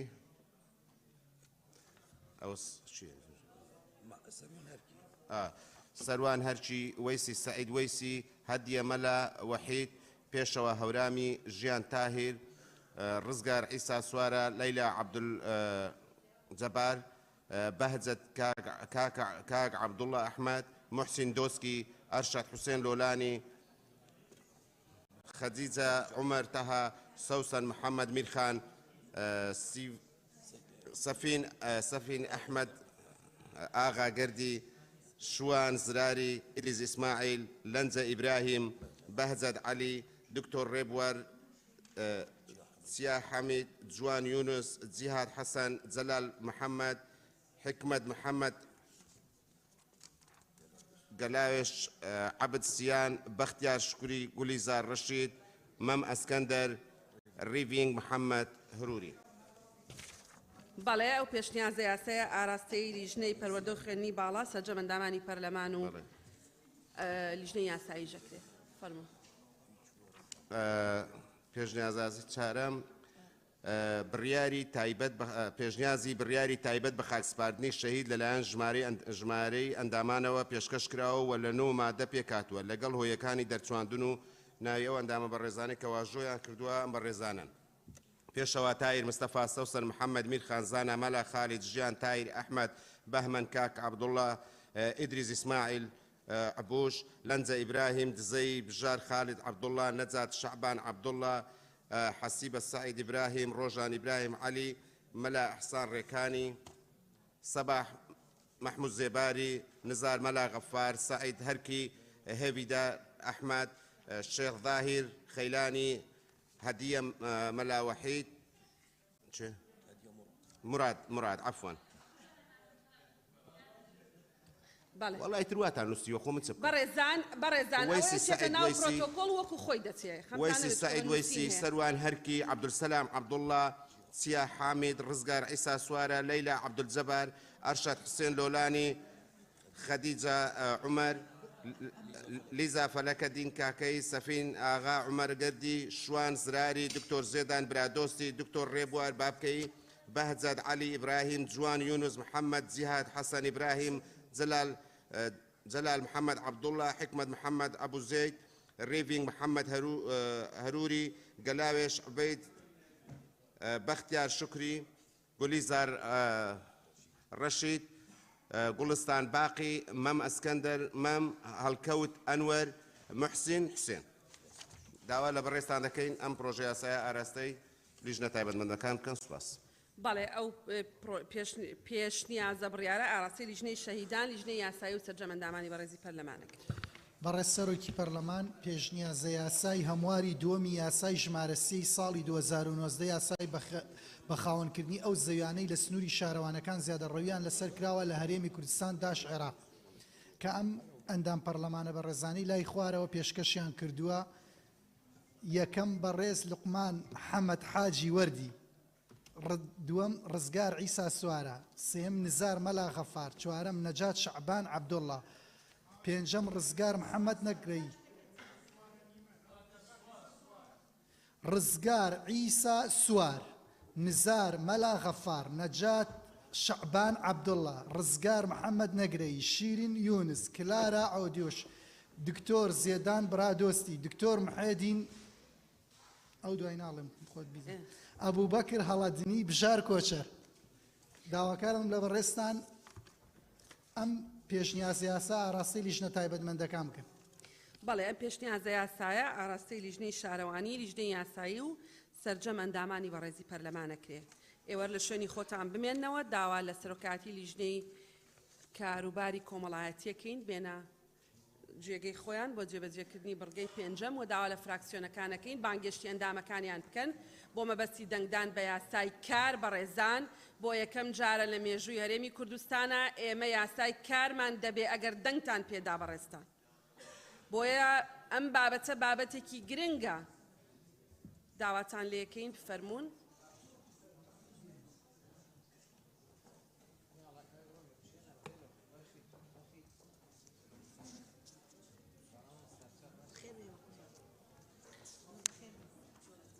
بخير بين بخير بين بخير بين سرچا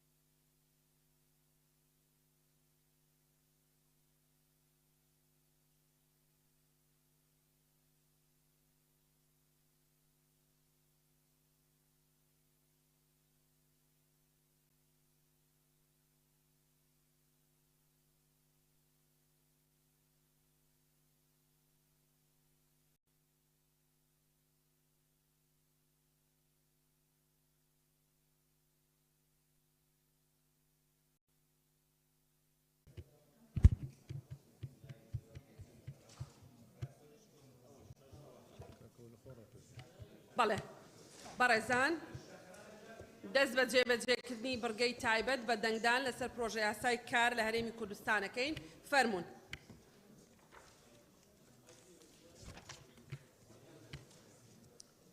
بەڵێ دەست پێ بکەن.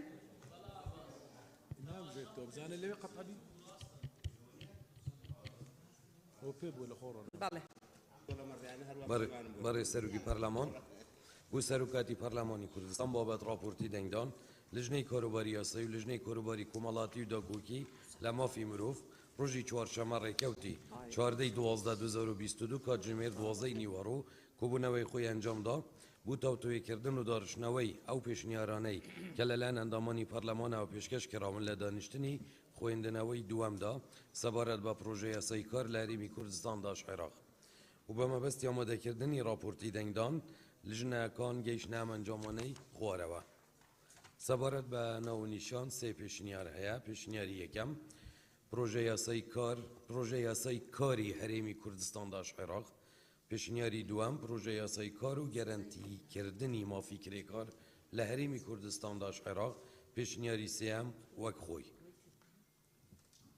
بەڵێ بەڕێزان سەبارەت بە ناونیشان سێ پێشنیار هەیە. بەڕێزە لەگەڵ یەکەمە، کەس لەگەڵ نییە، لەگەڵ دووەم بەڕێزان، کەس لەگەڵ نییە، لەگەڵ سێم پەسەند کرا. مادە یەک ئەبێ بەڕێزان هەندێک پەلە بکەن بەڵێ لە خوێندنەوە. بەڕێز سەرۆکی پەرلەمان سەبارەت مادە یەک 4 پێشنیار هەیە. پێشنیاری یەکەم مادەکە وەک خۆی تەنیا بەرگەی نوێمی مادەکە بەم شێوەیە لێ بکرێت. نوێیەم کار هەر کوششێکی مرۆیی یان جەستەیی یان دەرونی و هزری کە کرێکار ئەنجامی دەدات بەرامبەر بە کرەیەک چ بە شێوەیەکی بەردەوام بێت یان ڕێککەوتەی یان کاتی یان بەشێکی یان وەرزی. پێشنیاری دووەم مادەکە وەک خۆی تەنیا بەرگەکانی 14 و 31 هی مادەکە بەم شێوە لێ بکرێت. 14 گرێبەستی کار ڕێککەوتنێکی نووسراو کە کرێکار بەهۆیەوە لە ژێر بەرەوەبردن و ڕاستەکردن و سەرپەرشتی ڕاستەوخۆیان ناڕاستەوخۆی خاوەنکاردا بەرامبەر بە کرەیەک کارێکم خزمەتێک ئەنجام بدات. 31 یەجەڵی سکسی هەر ڕەفتارێکی جەستەیی یان زارێکی یان ئاماژەیی یان نووسین کە مۆرکێکی سکسی هەبێت و کار بکات لەسەر شکومەندی ئافرەت یان پیاو بە هوکارەکانی داواکردنی یان شوێنی کار بێت کە کاریگەری هەبێت لەسەر قبولکردن یان ڕەتکردنەوەی پێدانی کار یان بە بەردەوامبوون تێدا. پێشنیاری سێمیش وەک خۆی. سەرۆکی پەرلەمان پێویست دەگات سێم بخۆینین وەک خۆی. وەک خۆی نابەس چوارم. پێشنیاری چوارەم پێشنیاری دوژنەی تایبەتمەند. مادەکە وەک خۆی تەنیا بەرگەی نوێمی مادەکە بەم شێوەیە لێ بکرێت. نوێیەم کار هەر کوششێکی جەستەیی یان هزری کە کرێکار ئەنجامی دەدات بەرامبەر بە کرەیەک چ بە شێوەیەکی بەردەوام بێت یان ڕێککەوتەیی یان کاتی یان بەشێکی یان وەرزی. بەڵێ بەڕێزان مادە یەکەم 4 پێشنیازەیە. بەڕێزێک لەگەڵ پێشنیازی یەکەمە، کەس لەگەڵ نییە، لەگەڵ دووەم بەڕێزان، کەس لەگەڵ نییە، سێهەم بەڕێزان، کەس لەگەڵ نییە. پێشنیازی هەردوو لیژنە پەسەند کرا.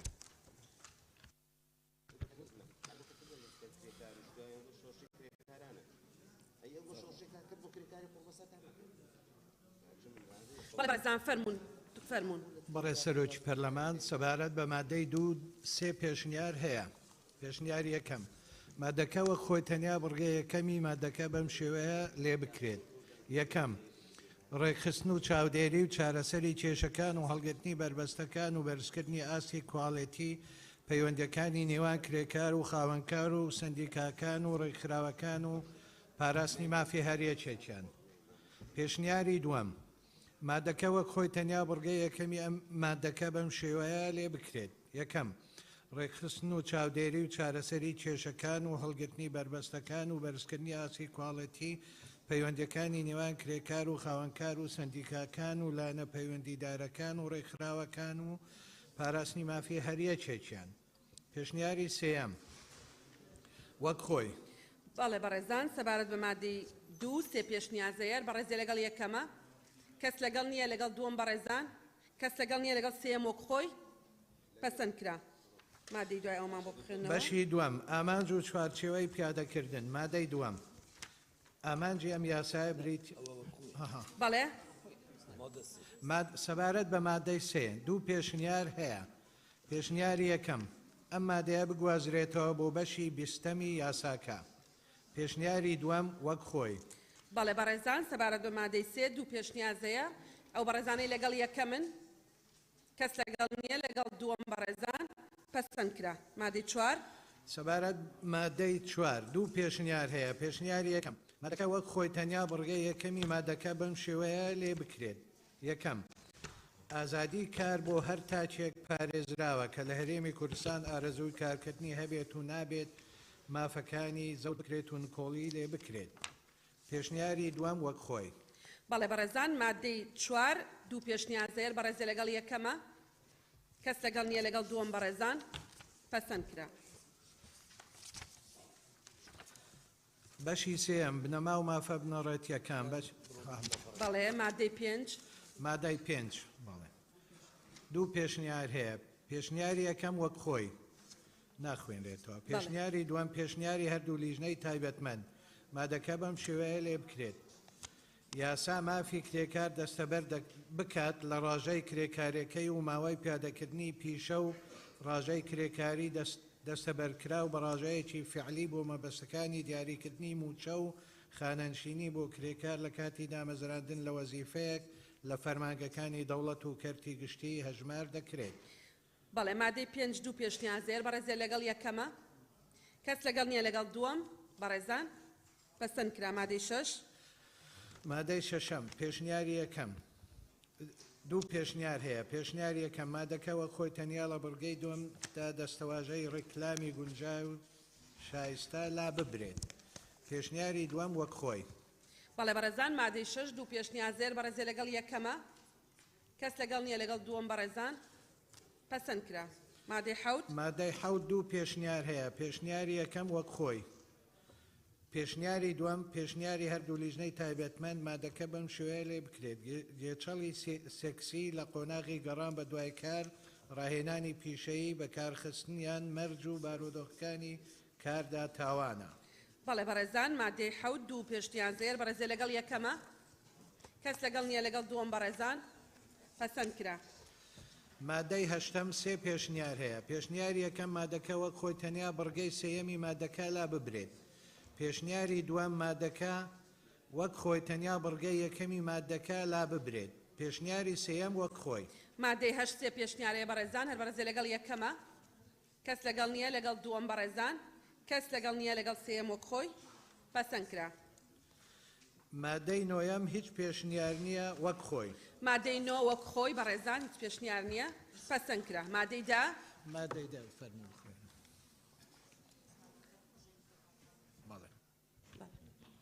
بەڕێز سەرۆکی پەرلەمان سەبارەت بە مادەیدا سێ پێشنیار هەیە پێشنیاری یەکەم مادەکە وەک خۆی تەنیا بڕگەی دووەمی مادەکە بەم شێوەیە لێ بکرێت دووەم خاوەنکاری پێشکەوتوو بە هاو ئەستۆیی و پێکەوەی لەگەڵ خاوەنکاری نوێیان بە تەنیاش بێت بەرپرس دەمێنێتەوە لەو پابەندیانەی دەرئەنجامی پەیوەندیەکانی کارن ئەوانەی پێش گواستنەوەی پرۆژەکە تاوکو و ڕێکەوتی گواستنەوەی کەوتۆتە ئەستۆی پێشنیاری دووهەم وەک خۆی پێشنیاری سێهەم پێشنیاری هەردوو لیژنەی تایبەتمەند مادەکە وەک خۆی تەنیا بۆ کۆتایی بڕگەی یەکەمی مادەکە ئەم دەستەواژەیە بە هەمان گرێبەستی پێشوو زیاد بکرێت بەڵێ سەبارەت بە مادەی دە بەڕێزان سێ پێشنیار هەیە یەکەم کەی لەگەڵە کەس لەگەڵ نییە دووەم بەڕێزان کەس لەگەڵ نییە پێشنیاری هەردوو لیژنە پەسەند کرا سەبارەت بە مادەی 11 بەڕێز سەرۆکی پەرلەمان دوو پێشنیار هەیە پێشنیاری یەکەم مادەکە وەک خۆی تەنیا بڕگەی یەکەمی مادەکە بەم شێوەیە لێ بکرێت یەکەم مافی پەنابردنە بەردەم دادگای کار بۆ سکاڵاکردن بەپێی ئەو یاسایە و یاسابەرکارەکان مسۆگەر کراوە و کرێکار خاوەنکار مافیان هەیە پەنا ببەنە بەردەم ئەم دادگایە بۆ سکاڵاکردن لە کاتی پێشێلکردنی دەقەکانی ئەم یاسایە پێشنیاری دووهەم وەک خۆی پێشنیاری سێمە بۆ کەنەرەوە یەکەم و دووەم بەڵێ مادەی 11 دوو پێشنیار هەیە بەڕێزێ لەگەڵ یەکەمە کەس لەگەڵ نییە لەگەڵ دووەم وەک خۆی بەڵێ سپاس پەسەند کرا بەڕێز سەرۆکی پەرلەمان سەبارەت بە مادەی 12 سێ پێشنیار هەیە پێشنیاری یەکەم مادەکە وەک خۆی تەنیا بڕگەی یەکەمی مادەکە بەم شێوەیە لێ بکرێت یەکەم هەر کەسێک سەرپێچی پابەندیەکانی هاتوو لەم بەشەدا بکات بە بەندکردن بۆ ماوەیە کە لە 1 ساڵ زیاتر نەبێت و بە پێبرژاردنێک کە لە 1,500,000 دینار زیاتر نەبێت یان بەیەکێکیان سزا دەدرێت پێشنیاری دووەم مادەکە وەک خۆی تەنیا بڕگەی یەکەمی مادەکە بەم شێوەیە لێ بکرێت یەکەم هەر کەسێک سەرپێچی پابەندیەکانی هاتوو لەم بەشەدا بکات بە بەندکردن بۆ ماوەیە کە لە 6 مانگ کەمتر نەبێت و پێبژاردنێک کە لە 2 ملیۆن دینار زیاتر نەبێت یان بەیەکێکیان سزا دەدرێت پێشنیاری سێم مادەکە وەک خۆی بەڵێ بەڕێزان مادەی 12 سێ پێشنیازەیە بەڕێزێ لەگەڵ یەکەمە کەس لەگەڵ نییە لەگەڵ دووەم بەڕێزان کەس لەگەڵ نییە سێم وەک خۆی پەسەند کرا بەڕێز سەرۆکی پەرلەمان سەبارەت بە مادەی 13 هیچ پێشنیارێک نییە وەک خۆی مادەی 13 وەک خۆی بەڕێزان هەر کەسێک لەگەڵە پەسەند کرا بەڕێز سەرۆکی پەرلەمان سەبارەت بە مادەی 14 هیچ پێشنیارێک نییە وەک خۆی مادەی 14 بەڕێزان وەک خۆی پەسەند کرا بەڕێز سەرۆکی پەرلەمان سەبارەت بە مادەی 15 دوو پێشنیار هەیە. پێشنیاری یەکەم مادەکە وەک خۆی تەنیا بڕگەی یەکەمی مادەکە بەم شێوەیە لێ بکرێت. یەکەم زمانی کوردی و عەرەبی زمانی پەیڕەوکراون لە گشت پەیوەندیەکانی کار و گرێبەست و تۆمارنامە و بەڵگەنامەکانیدا. پێشنیاری دووەم وەک خۆی. بەڕێزان مادەی 15 دوو پێشنیارەیە بەڕێز لەگەڵ یەکەمە کەس لەگەڵ نییە لەگەڵ دووەم بەڕێزان پەسەند کرا. بەڕێز سەرۆکی پەرلەمان سەبارەت مادەی 16 دوو پێشنیار هەیە. پێشنیاری یەکەم وەک خۆی. بەڵێ. پێشنیاری دووەم پێشنیاری هەردوو لیژنەی تایبەتمەند مادەکە وەک خۆی تەنیا بڕگەی دووەمی مادەکە بەم شێوەیە لێ بکرێت. دووهەم لیژنەکە لانی کەم 3 مانگ جارێک کۆ دەبێتەوە و ڕاستپاردەکانی بۆ ئەنجومەنی وەزیران بەرز دەکاتەوە بۆ پشتبەستن و دەرکردنی بڕیاری گونجاو لەبارەیانەوە. مادەی 16 دوو پێشنیازەیە یەکەم کەس لەگەڵ نییە دووەم پەسەند کرا. سەبارەت بە مادەی 17 هیچ پێشنیارێک نییە وەک خۆی. مادەی 17 هیچ پێشنیارێک نییە بەڕێزان وەک خۆی پەسەند کرا. بەڕێز سەرۆکی پەرلەمان سەبارەت مادەی 18 هیچ پێشنیارێک نییە وەک خۆی. مادەی 18 بەڕێزان هیچ پێشنیارێک نییە وەک خۆی پەسەند کرا.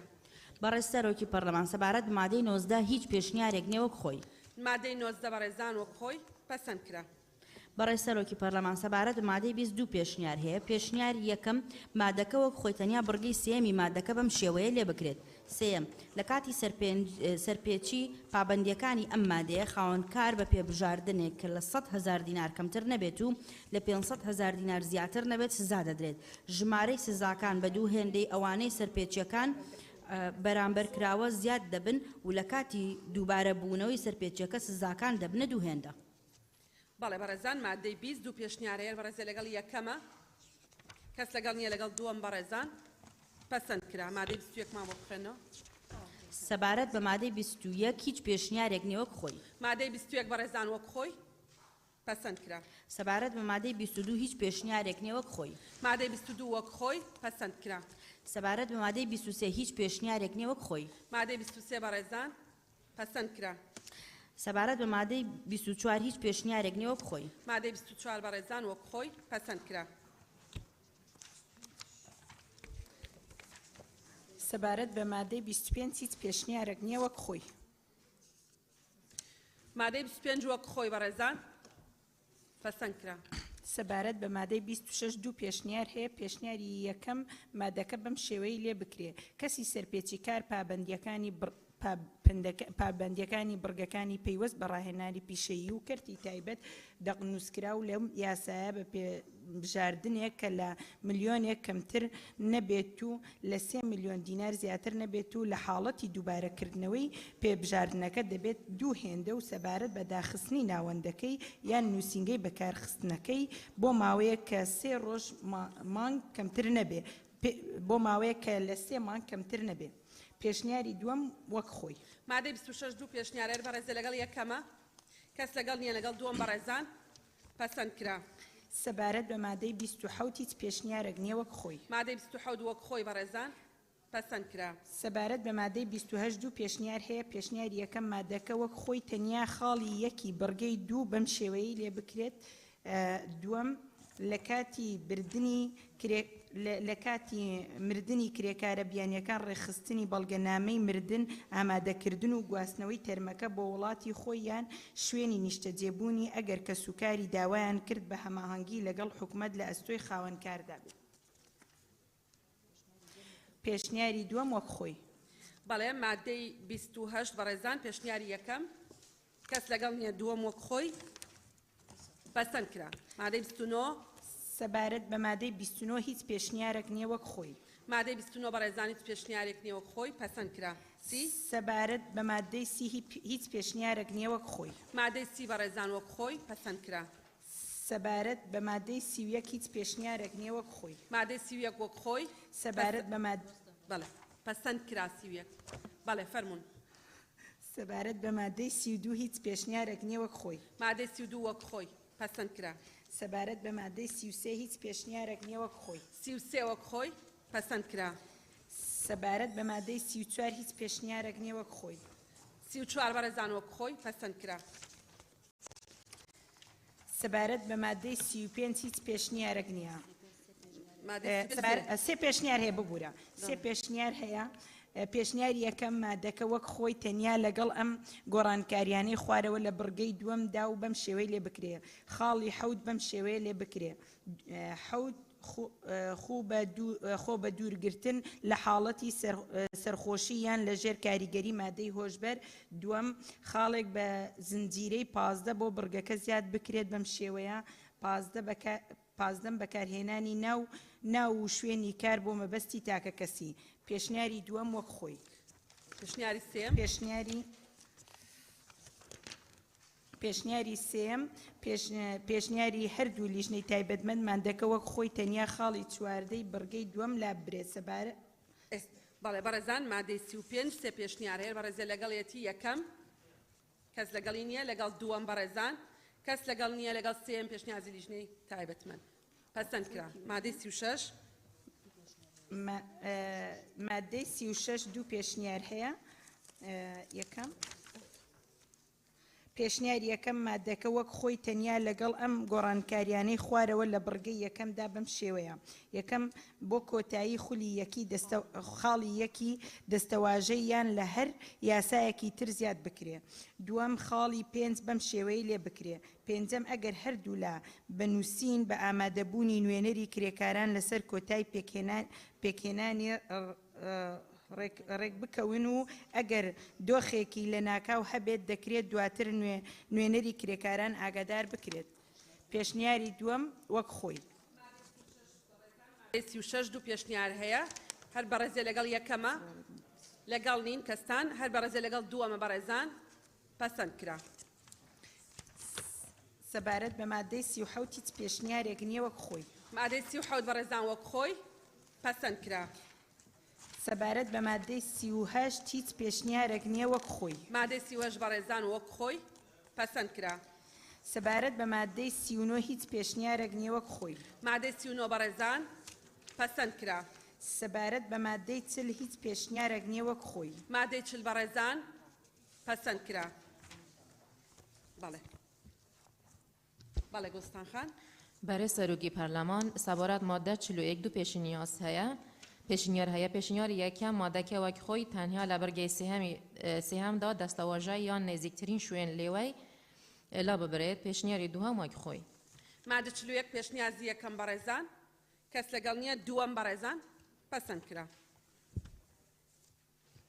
سەبارەت بەرە سەرۆکی پەرلەمان سەبارەت مادەی 42 هیچ پێشنیارێک نییە وەک خۆی مادەی 42 بەڕێزان وەک خۆی پەسەند کرا برای سەرۆکی پەرلەمان سەبارەت مادەی 43 هیچ پێشنیارێک نییە وەک خۆی مادەی 43 وەک خۆی بەڕێزان پەسەند کرا برای سەرۆکی پەرلەمان سەبارەت مادەی 44 دوو پێشنیار هەیە پێشنیاری یەکەم مادەکە وەک خۆی تەنها بەرگەی دووەم بەم شێوەیە لێ بکرێت دووەم نابێت ئازادی کرێکا لە ڕەفتارکردن بە هیچ کرێیەک توندبەند بکرێت یان پابەند بکرێت بە کرین لە شوێنێکی دیاریکرا پێشنیاری دووەم وەک خۆی مادەی 44 بەڕێزان دوو پێشنیار زێر بەڕێزێ لەگەڵ یەکەمە کەس لەگەڵ نییە لەگەڵ دووەم بەڕێزان پەسەند کرا برای سەرۆکی پەرلەمان سەبارەت مادەی 45 هیچ پێشنیارێک نییە وەک خۆی مادەی 45 بەڕێزان وەک خۆی پەسەند کرا برای سەرۆکی پەرلەمان سەبارەت مادەی 46 هیچ پێشنیارێک نییە وەک خۆی مادەی 46 بەڕێزان وەک خۆی پەسەند کرا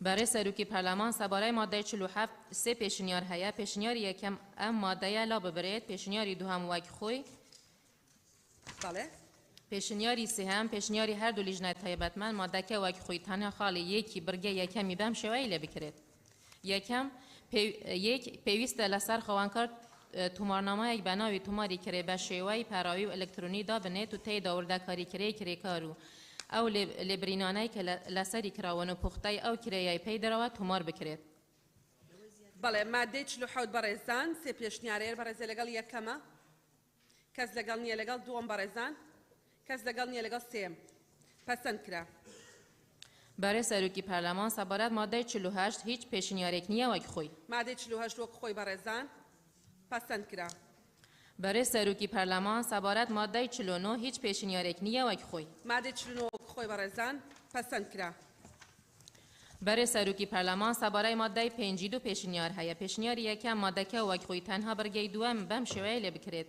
دووەم دەکرێت کرێ لەسەر بنەما یەک پارچە یان بە پێی هەر سیستمێکی دیکە دیاری بکرێت یادا بری کرێ بە پێی بەرهەمدارێتی کرێکار بە مەرجێک هاتا بێت لەگەل کارەکەی لە نزمترین ئاستی کرێکارین ناکارامە کەمتر نەبێت دیاری دەکرێت پێشنیاری دووهەم وەک خۆی مادەی 52 پێشنیارەیە یەکەم هەر بەڕێزێکی لەگەڵە کەس لەگەڵ نییە دووەم بەڕێزان پەسەند کرا برای سەرۆکی پەرلەمان سەبارەت مادەی 51 هیچ پێشنیارێک نییە وەک خۆی مادەی 51 وەک خۆی بەڕێزان پەسەند کرا برای سەرۆکی پەرلەمان سەبارەت مادەی 52 هیچ پێشنیارێک نییە وەک خۆی مادەی 52 بەڕێزان پەسەند کرا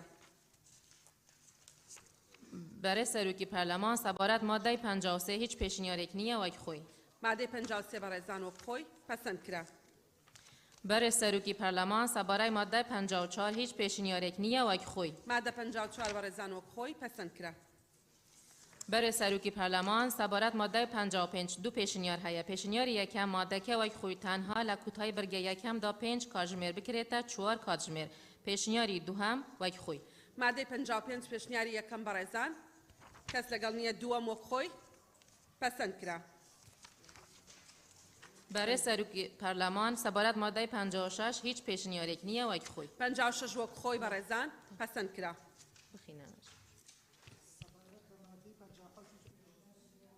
مایکەکە باش زوبڕە سەبارەت بە مادەی 57 هیچ پێشنیارێک نییە وەکو خۆی 57 وەک خۆی بەڕێزان فەرموون پەسەند کرا سەبارەت بە مادەی 56 هیچ پێشنیار نییە وەکو خۆی 50 وەک خۆی پەسەند کرا سەبارەت بە مادەی 59 هیچ پێشنیار نییە وەکو خۆی 59 وەک خۆی بەڕێزان پەسەند کرا سەبارەت بە مادەی 60 هیچ پێشنیار نییە وەکو خۆی مادەی 60 وەک خۆی پەسەند کرا سەبارەت بە مادەی 61 هیچ پێشنیار نییە وەکو خۆی 61 وەک خۆی بەڕێزان پەسەند کرا مادەی 62 هیچ پێشنیار نییە وەکو خۆی 62 هیچ پێشنیار نییە وەک خۆی مادەی پەسەند کرا مادەی 63 هیچ پێشنیار نییە وەکو خۆی 63 وەک خۆی پەسەند کرا مادەی 64 هیچ پێشنیار نییە وەکو خۆی 64 وەک خۆی پەسەند کرا مادەی 65 هیچ پێشنیار نییە وەکو خۆی 65 وەک خۆی پەسەند کرا مادەی 66 هیچ پێشنیار نییە وەکو خۆی 66 وەک خۆی پەسەند کرا سەبارەت بە مادەی 67 هیچ پێشنیار نییە وەکو خۆی 67 وەک خۆی سەبارەت بە مادەی 66 هیچ پێشنیار نییە وەکو خۆی 68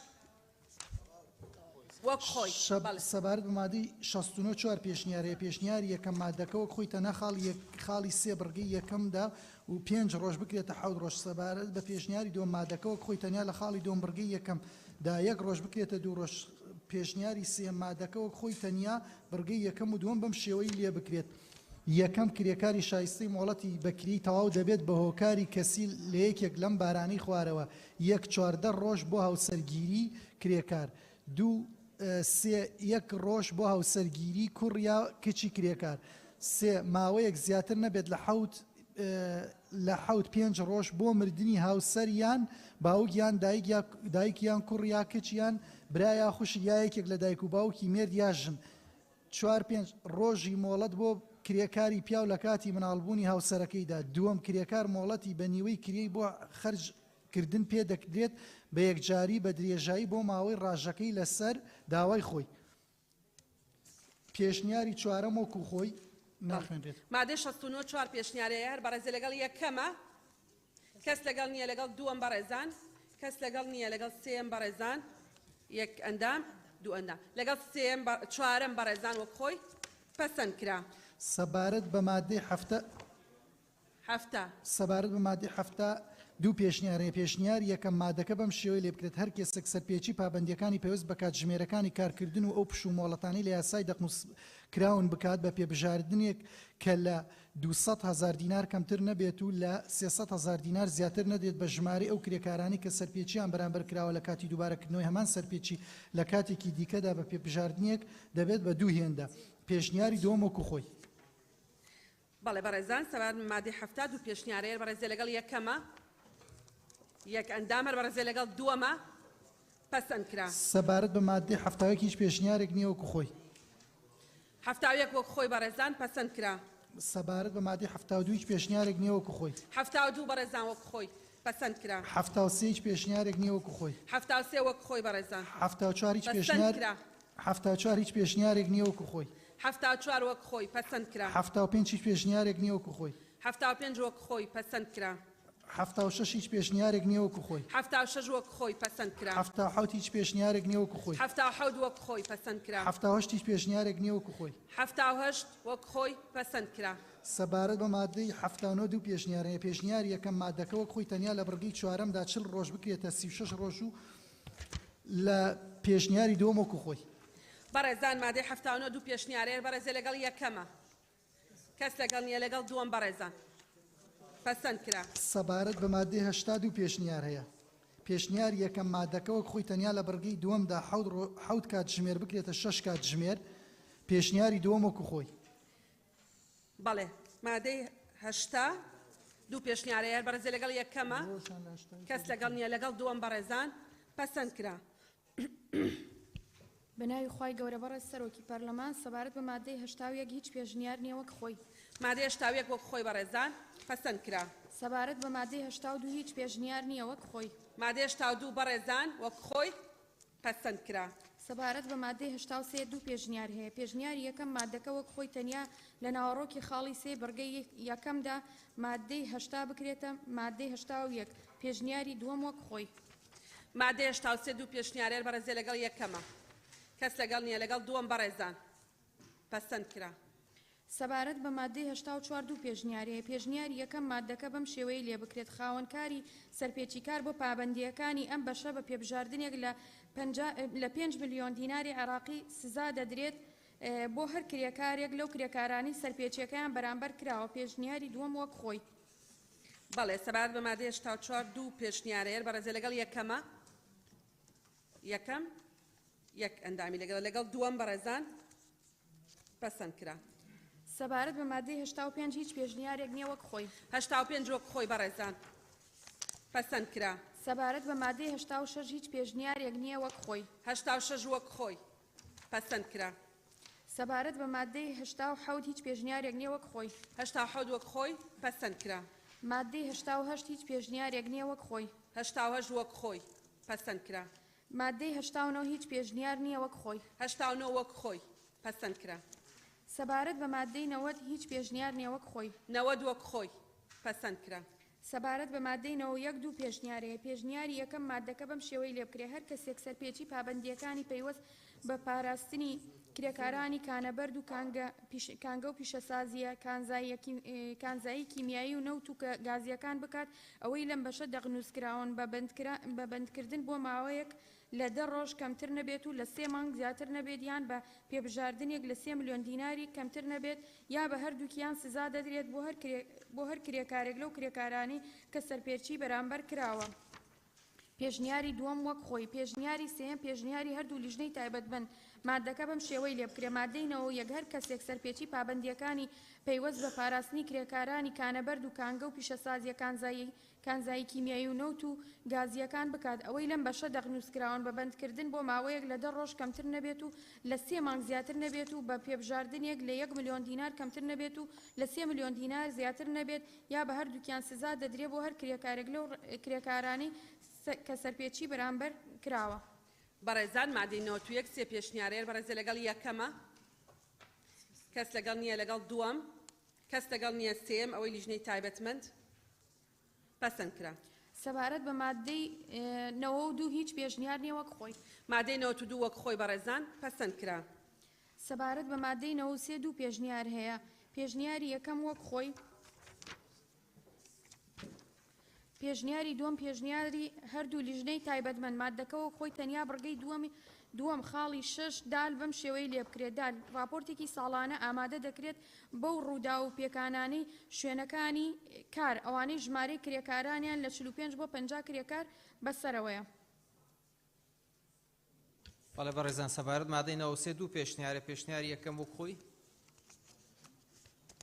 پێشنیاری دووەم بەڕێزان چەند کەسی لەگەڵە لیژنەی تایبەتمەند پەسەند کرا مادەی 94 بەڕێز سەرۆکی پەرلەمان سەبارەت بە مادەی 94 هیچ پێشنیار نییە وەک خۆی مادەی 94 چەند کەس لەگەڵە بەڕێزان خۆی پەسەند کرا سەبارەت بە مادەی 95 دوو پێشنیارەیە پێشنیاری یەکەم مادەکە وەک خۆی تەنیا خاڵی هەشتی بڕگەی دووەم لا ببرێت پێشنیاری دووەم وەک خۆی بەڵێ بەڕێزان سەبارەت مادەی 95 دوو پێشنیارە پێشنیاری یەکەم چەند کەس لەگەڵە پێشنیاری دووەم مادەکە وەک خۆی پەسەند کرا سەبارەت بە مادەی 96 سێ پێشنیارەیە پێشنیاری یەکەم مادەکە وەک خۆی تەنیا لە بڕگەی یەکەمدا دەستەواژەی لانی کەم لا ببرێت پێشنیاری دووەم وەک خۆی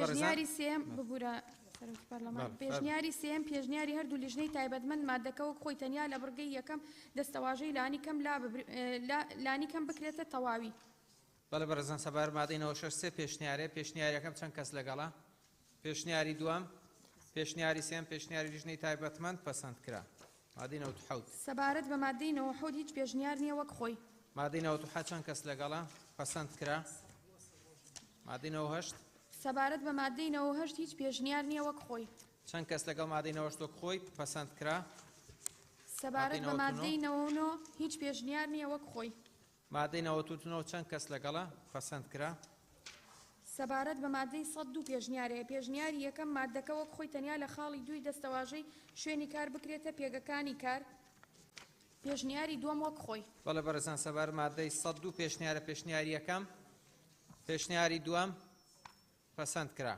مادەی 101 بەڵێ بەڕێز سەرۆکی پەرلەمان مادەی 101 دوو پێشنیار هەیە پێشنیاری یەکەم مادەکە بەم شێوەیە لێ بکرێت پێویستە نوێنەرانی کرێکاران لە پرۆژەکە تا هاوکاری خاوەنکار بکەن لە بواری تەندروستی و سەلامەتی پیشەیدا و زانیاری تەواو بدەنە پشکنرانی کار دەربارەی ئەو ڕێکارانەی خاوەنکار بۆ مسۆگەرکردنی تەندروستی و سەلامەتی پیشەی ئەنجامی دەدات و دەتوانن ڕاوێژ بە ڕێکخراوەکانیان بکەن دەربارەی ئەو زانیاریانە بە مەرجێک نهێنیە بازرگانیەکان نەدرکێنن پێشنیاری دووەم وەک خۆی بەڵێ بەڕێزان مادەی 101 دوو پێشنیارێت چەند کەس لەگەڵ پێشنیاری یەکەمە پێشنیاری دووەم پەسەند کرا بەڕێز سەرۆکی پەرلەمان سەبارەت بە مادەی 102 چوار پێشنیار هەیە پێشنیاری یەکەم مادەکە وەک خۆی تەنیا بڕگەی یەکەم بەم شێوەیە لێ بکرێت یەکەم حکومەکانی تایبەت بە کرێکاران لە کاتی کارکردندا ئەوانەی لە یاسای خانەنشینی و دەستەبەری کۆمەڵایەتی کرێکاران دەقنووسکراون بەسەر کرێکارە بیمەکراوەکاندا پیادە دەکرێن پێشنیاری دووەم مادەکە وەک خۆی تەنیا هەردوو خاڵی یەک و دووی بڕگەی سێیەم بەم شێوەیە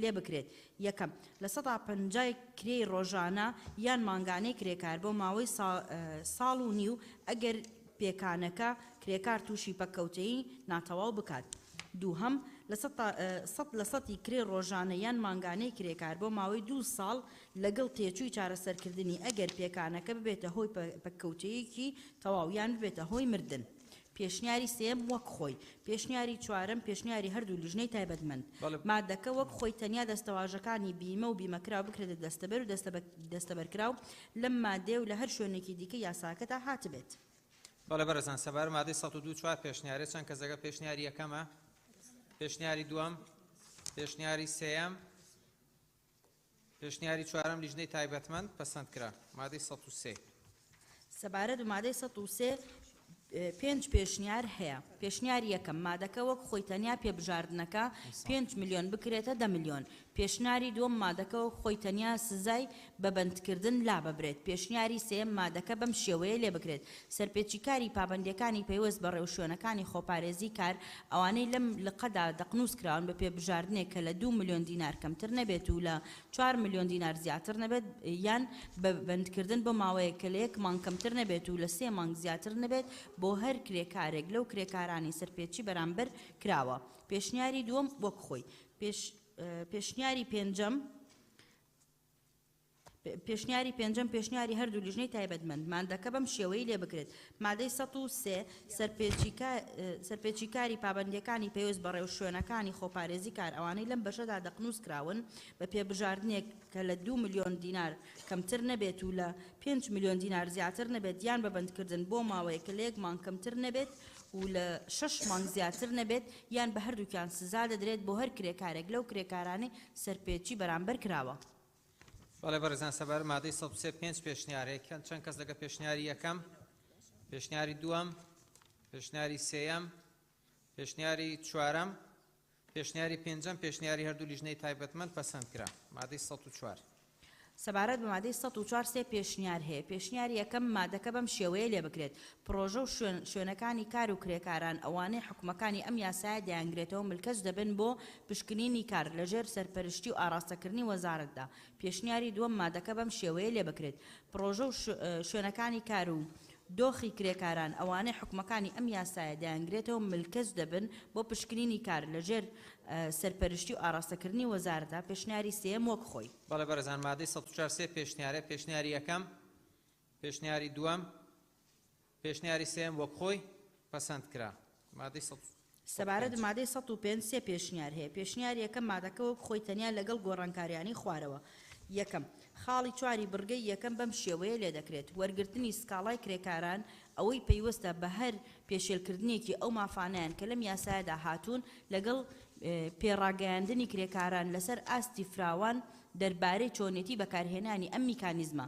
دووەم دەستەواژەی مەرجە لە سەرەتای بڕگەی دووەم لا ببرێت. پێشنیاری دووەم وەک خۆی. پێشنیاری سێم پێشنیاری هەردوو لیژنەی تایبەتمەند مادەکە وەک خۆی تەنیا بڕگەی دووەمی مادەکە بەم شێوەیە لێ بکرێت. دووەم نابێت ئەو ئەرکانەی پشکنەرانی کار پێ ڕادەسپێرن ناکۆک بێت لەگەڵ ئەنجامدانی ئەرکە بنەڕەتەکانیان یان بە شێوەیەک لە شێوەکان کار بکاتە سەر ئەرک و بێلایەنیان لە پەیوەندیەکانیان لەگەڵ کرێکار و خاوەن کار. بەڵێ بەرزان مادەی 105 سێ پێشنیارێ پێشنیاری یەکەم پێشنیاری دووەم پێشنیاری سێم پێشنیاری لیژنەی تایبەتمەند پەسەند کرا. مادەی 106 سەبارەت مادەی 106 پێنج پێشنیار هەیە. پێشنیاری یەکەم مادەکە وەک خۆی تەنیا بڕگەی سێم بەم شێوەیە لێ بکرێت. سێم پشکنەری کار پێش پیادەکردنی کارەکانی خۆی لە بەردەم وەزیریان ئەوەی ڕای دەسپێرێت ئەم سوێندە یاسایی خوارەوە دەدرێت. سوێن بەخوای مەزن بە ئەمانەت و بێلایەنگیری ئەرکەکانم ئەنجام دەدەم و هیچ نهێنیەک لە نهێنیە پیشەیەکانی کە بە حکومی کارەکەم دەیزانم نایدرکێنم تەنانەت لە دوای بەجێشتنی کارەکەم. پێشنیاری دووەم مادەکە وەک خۆی تەنیا بڕگەی یەکەمی بەم شێوەی لێ بکرێت. یەکەم لیژنەکانی پشکنینی کار بە سەرۆکایەتی فەرمانبەرێکی وەزارەت بە ناونیشانی پشکنەری کار و نوێنەرێکی ئەو سەندیکایان ڕێکخراوانەی کرێکاران و خاوەنکاران کە زیاترین نوێنەرایەتیان هەیە و نوێنەری ڕاستەقینەی پسپۆڕی بواری پرۆژەکە پێک دەهێنێت و نوێنەرێکی بەشی تەندروستی و سەلامەتی پیشەیی لەو پرۆژانەی پێویستیان بەمە هەیە هاوڵی لیژنەکە دەکات. پێشنیاری سێم مادەکە وەک خۆی تەنیا بڕگەی سێمی مادەکە لا ببرێت. پێشنیاری چوارەم مادەکە وەک خۆی. پێشنیاری پێنجەم پێشنیاری هەردوو لیژنەی تایبەتمەند مادەکە وەک خۆی تەنیا بڕگەی سێمی بەم شێوەیە لێ بکرێت.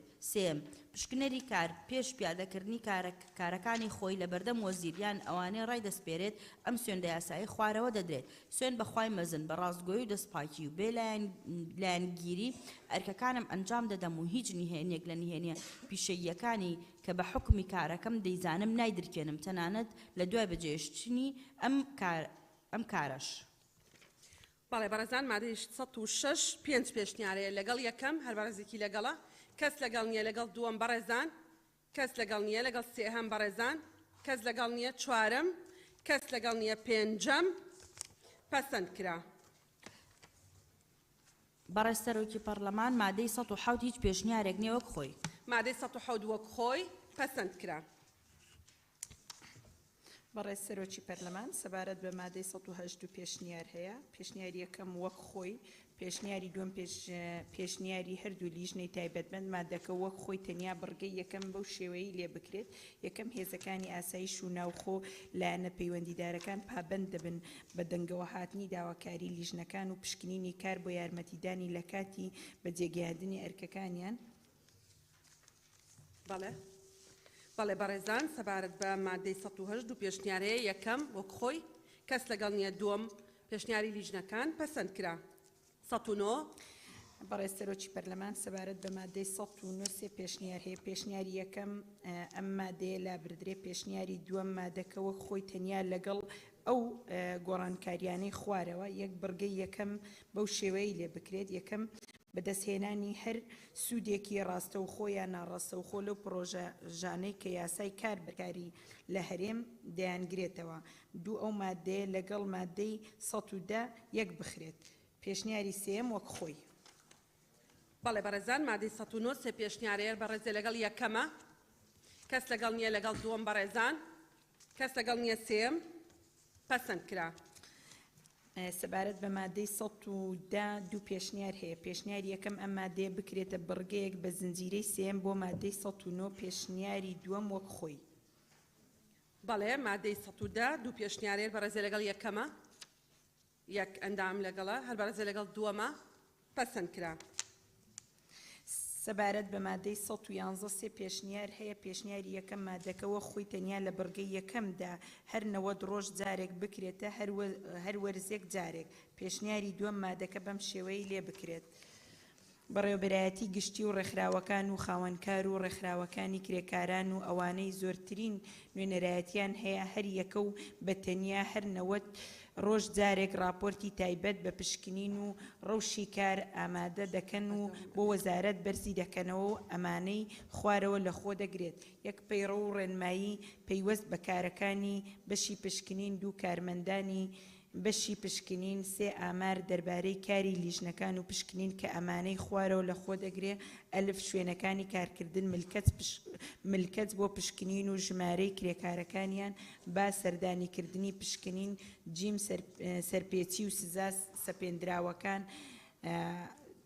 دال ڕووداوە پیشەسازیەکان، ها نەخۆشی پیشەیی و پێکانەکانی کار، واو ئەو پرۆژانەی بە شێوەیەک یان بە شێوەیەکی تەواو لە کار وەستاون. 4 داتا دەربارەی ئاستەکانی کرێە باوەکان. 5 پێشنیار بۆ پەرەپێدانی کاری پشکنین. پێشنیاری سێم وەک خۆی. بەڵێ مادەی 111 سێ پێشنیارەیە هەر بەڕێزە لەگەڵ یەکەمە کەس لەگەڵ نییە، لەگەڵ دووەم کەس لەگەڵ نییە، لەگەڵ سێم پەسەند کرا. بەڕێز سەرۆکی پەرلەمان سەبارەت بە مادەی 112 هیچ پێشنیارێک نییە وەک خۆی. 112 وەکو خۆی بەڕێزان پەسەند کرا.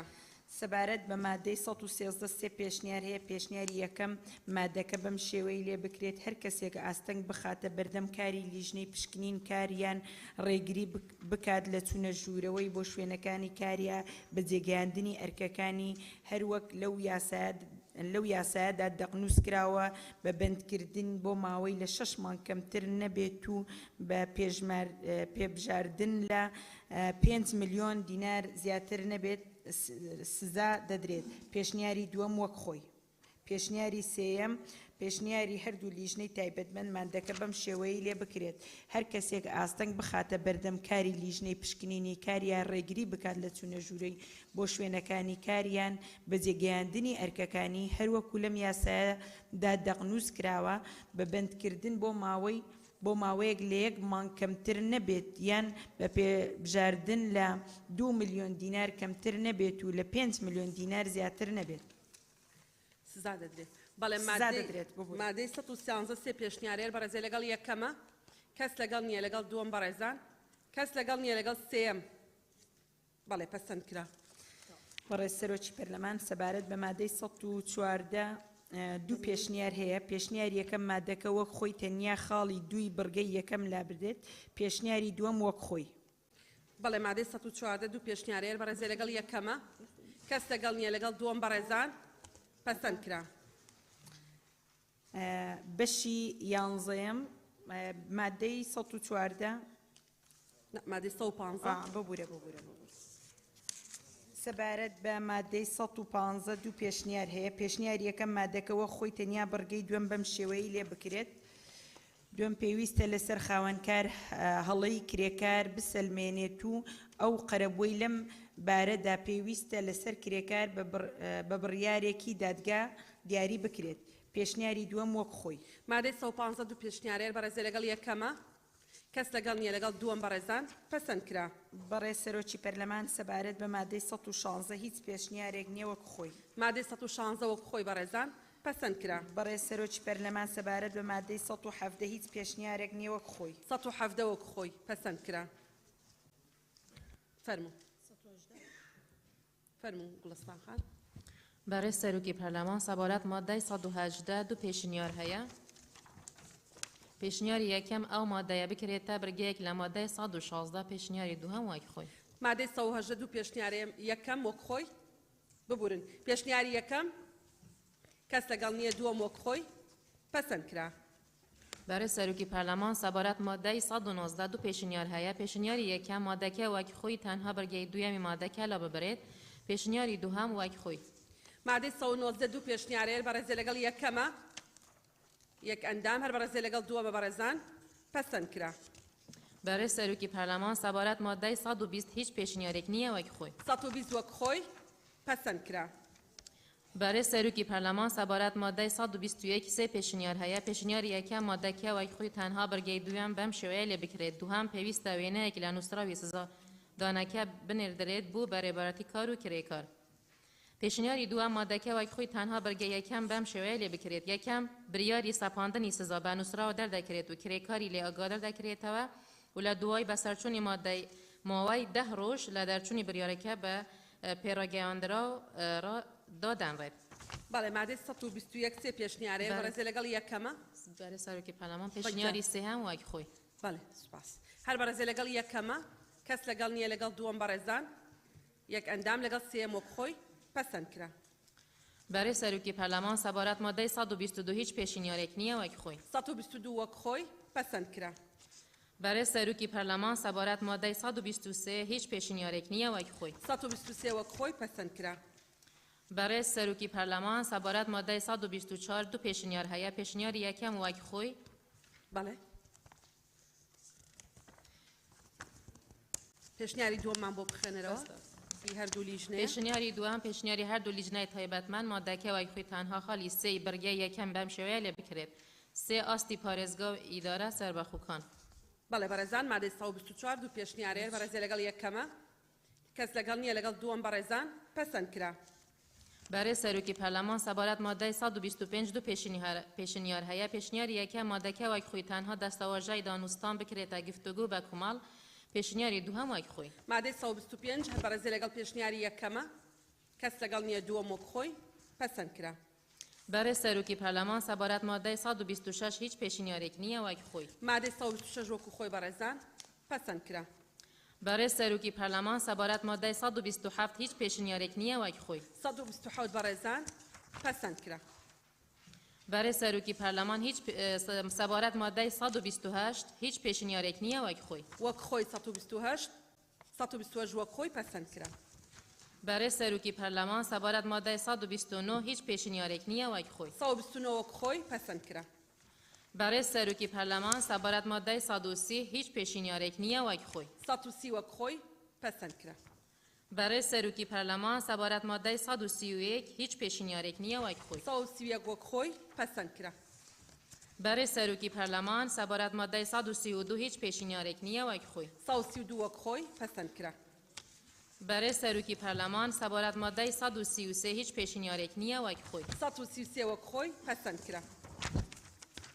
برای سەرۆکی پەرلەمان سەبارەت مادەی 134 هیچ پێشنیارێک نییە وەک خۆی. 134 بەڕێزان وەک خۆی پەسەند کرا. برای سەرۆکی پەرلەمان سەبارەت مادەی 135 هیچ پێشنیارێک نییە وەک خۆی. 135 وەک خۆی پەسەند کرا. برای سەرۆکی پەرلەمان سەبارەت مادەی 136 هیچ پێشنیارێک نییە وەک خۆی. 136 بەڕێزان پەسەند کرا. برای سەرۆکی پەرلەمان سەبارەت مادەی 137 هیچ پێشنیارێک نییە وەک خۆی. 137 بەڕێزان پەسەند کرا. برای سەرۆکی پەرلەمان سەبارەت مادەی 138 هیچ پێشنیارێک نییە وەک خۆی. 138 بەڕێزان وەک خۆی پەسەند کرا. 139 بەڵێ مایکەکی بەڵێ. بەڕێز سەرۆکی پەرلەمان سەبارەت بە مادەی 139 دوو پێشنیار هەیە. پێشنیاری یەکەم وەک خۆی.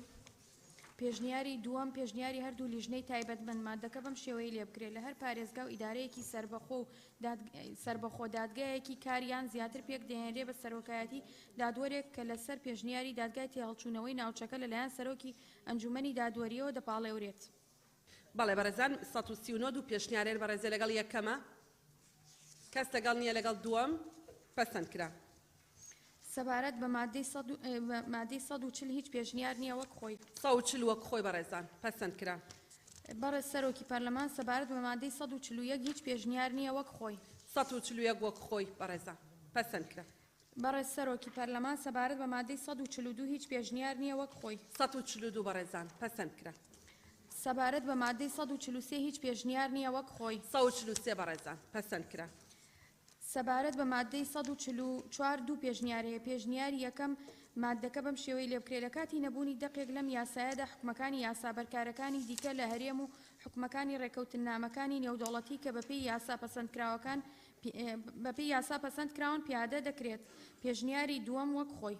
144 دوو پێشنیارەیە یەکەم کەی لەگەڵە چبارێزێک کەس لەگەڵ نییە دووەم وەک خۆی پەسەند کرا. سەبارەت بە مادەی 145 هیچ پێشنیار نییە وەک خۆی. 145 وەک خۆی پەسەند کرا.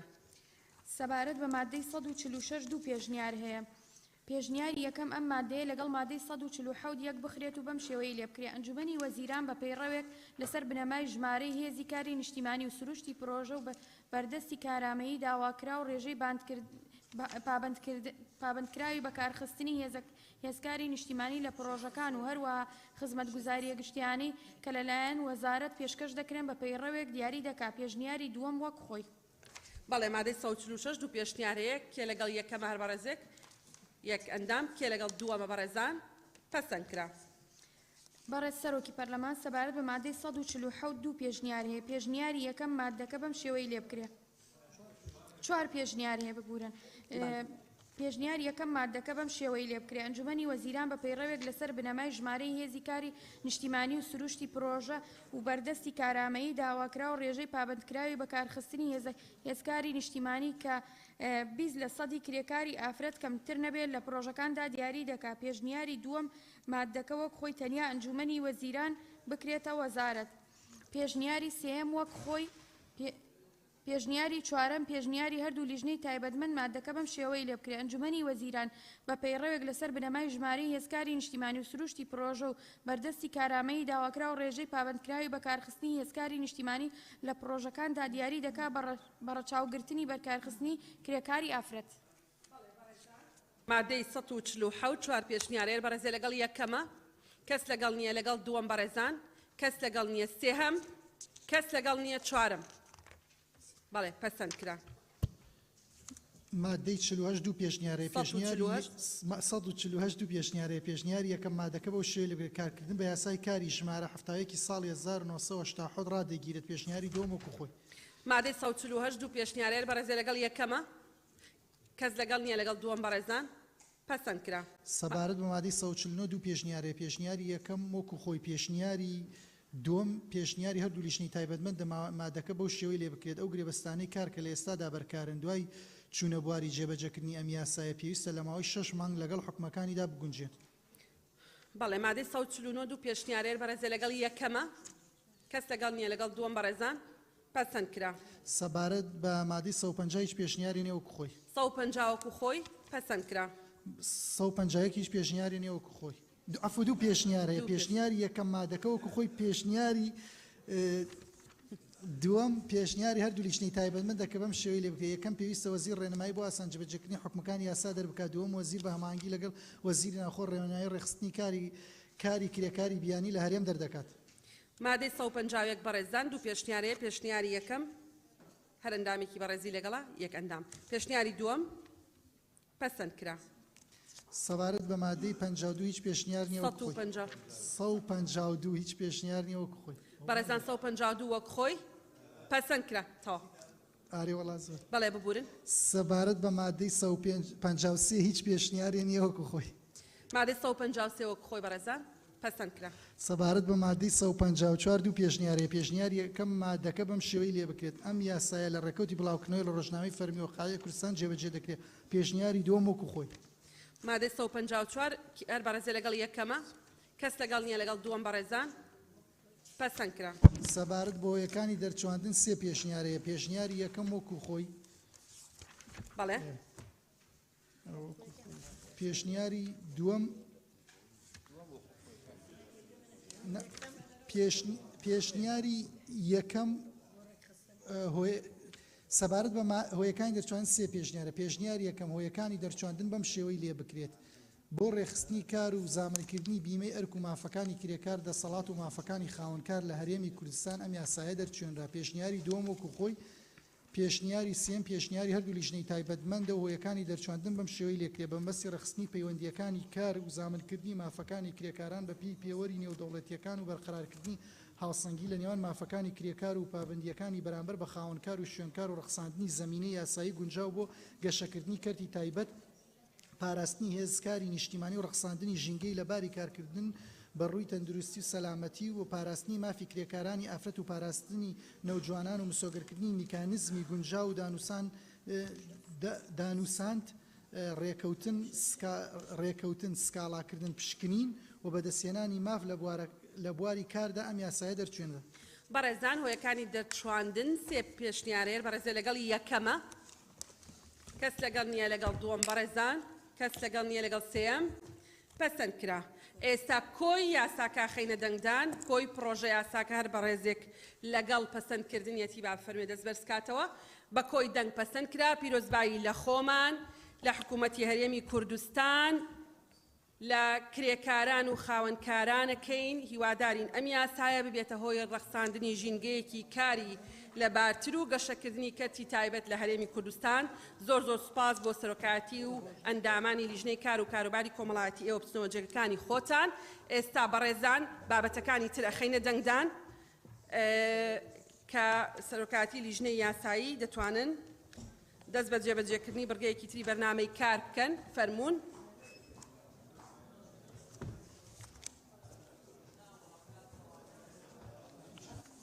بەڵێ بەڕێزان زۆر نەماوە بۆ ئەوەی تەواوی کەین باوەڕکەن هەموو ئیشی نیو سەعاتە دواتر. بەڵێ فەرموون دەست پێ بکەن بەڕێز سەرۆکی لیژنەی یاسایی. بەڕێز سەرۆکی پەرلەمان بۆ سەرۆکاتی پەرلەمانی کوردستان بابەت راپۆرتی لیژنە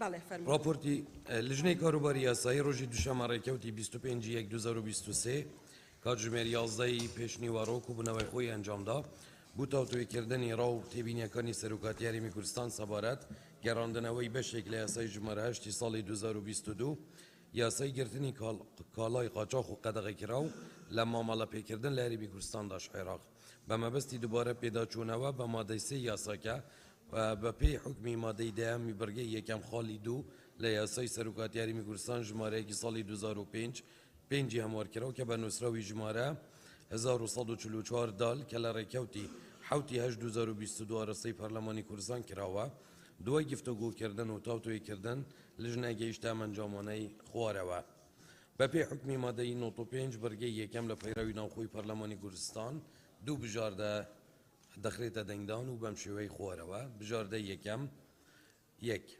مانەوەی خاڵی حوتی بەرگەی دووەمی مادەی سێ یاساکە 2 مانەوەی بەرگەی سێمی مادە سێ یاساکە.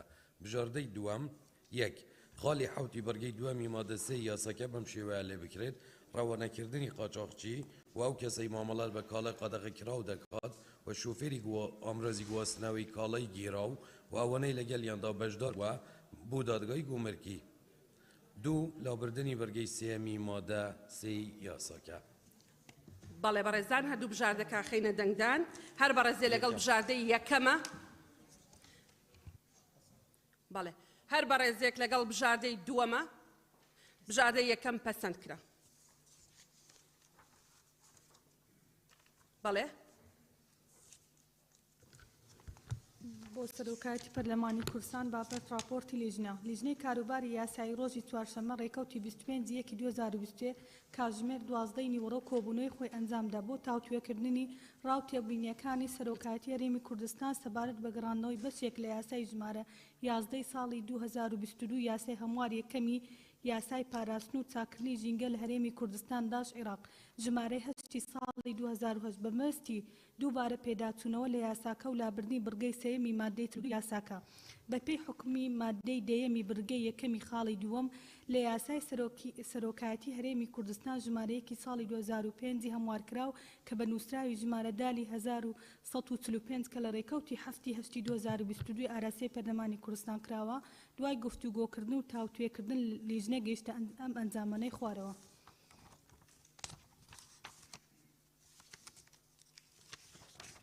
بەڵێ بەپێی حکومەکانی حکمی مادەی 95 بڕگەی یەکەم لە پەیڕەوی ناوخۆی پەرلەمانی کوردستان دوو بژاردە دەخرێتە دەنگدان بەم شێوەی خوارەوە.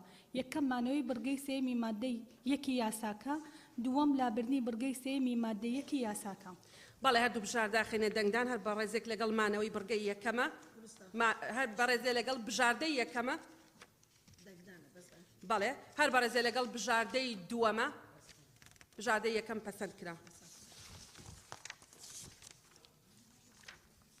ئەنجومەنی شورا مایکەکە بۆ سەرۆکایەتی پەرلەمانی کوردستان باپەر راپۆرتی لیژنەی کاروباری یاسایی ڕۆژی دووشەممە ڕێکەوتی 27/2/2023 کاتژمێر 11 پێشنیوەڕۆ کۆبوونەوەی خۆی ئەنجامدا بۆ تاوتوێکردنی ڕاوتێبینەکانی سەرۆکایەتی هەرێمی کوردستان سەبارەت بە گەڕاندنەوەی بەشێک لە یاسای ژمارە 7 ساڵی 2022 لە یاسای هەمواری یەکەمی یاسای ئەنجومەنی شورای هەرێمی کوردستان داش عێراق ژمارە 14 ساڵی 2008 بەمەبەستی دووبارە پێداچوونەوە بە بڕگەی پێنجەمی مادەی سیانزەی یاساکە بە پێی حکومەکانی مادەی دەیەم بڕگەی یەکەم خاڵی 2 لە یاسای سەرۆکایەتی هەرێمی کوردستان ژمارەیەکی ساڵی 2005 هەموارکراو کە بە نووسراوی ژمارە 146 دال کە لە ڕێکەوتی 1/2/2023 ئاراستەی پەرلەمانی کوردستان کراوە دوای گفتوگۆکردن و تاوتوێکردن لیژنە گەیشتە ئەم ئەنجامانەی خوارەوە. بەپێی حکومەکانی مادەی 95 بڕگەی یەکەم لە پەیڕەوی ناوخۆی پەرلەمانی کوردستان دوو بژاردە دەخرێتە دەنگدان و بەم شێوە یەکەم مانەوەی بڕگەی پێنجەمی مادەی سیانزەی یاساکە، دووەم بڕگەی پێنجەمی مادەی سیانزەیەمی یاساکە بەم شێوەی خوارەوەی لێ بکرێت. پێنجەم بەڕەچاوکردنی هەردوو مەرجی پۆلێن و ماوە ڕاژەی ئەو دادوەرانەی کە لە 2 ساڵ لە دادگای کارگێڕی باڵا کار دەکەن لە ڕێکەوتی دامەزراندنی ئەنجومەنەوە بە ڕاژەی دادوەری ئەژمار دەکرێت بۆ مەستی پیادەکردنی بڕگەی سێەم لە مادەی 37 یاسای دەسەڵاتی دادوەری هەرێمی کوردستان داش عێراق ژمارە 23 ساڵی 2007. بەڵێ هەردوو بژاردا خینە دەنگدان هەر بەڕێزی لەگەڵ بژاردەی یەکەمە کەس لەگەڵ نیەر بەڕێزی لەگەڵ بژاردەی دووەمە پەسەند کرا. زۆر سوپاس بەڕێزان. زۆر سوپاس بۆ سەرۆکایەتی و ئەندامانی لیژنەی یاسایی فەرموو نەتوانێتنەوە جێگەکانی خۆتان. بەڕێزان ئێستا دەست بە جێبەجێکردنی بڕگەی حوتەمی بەرنامەی کارەکەین فەرموون. باڵێ باش.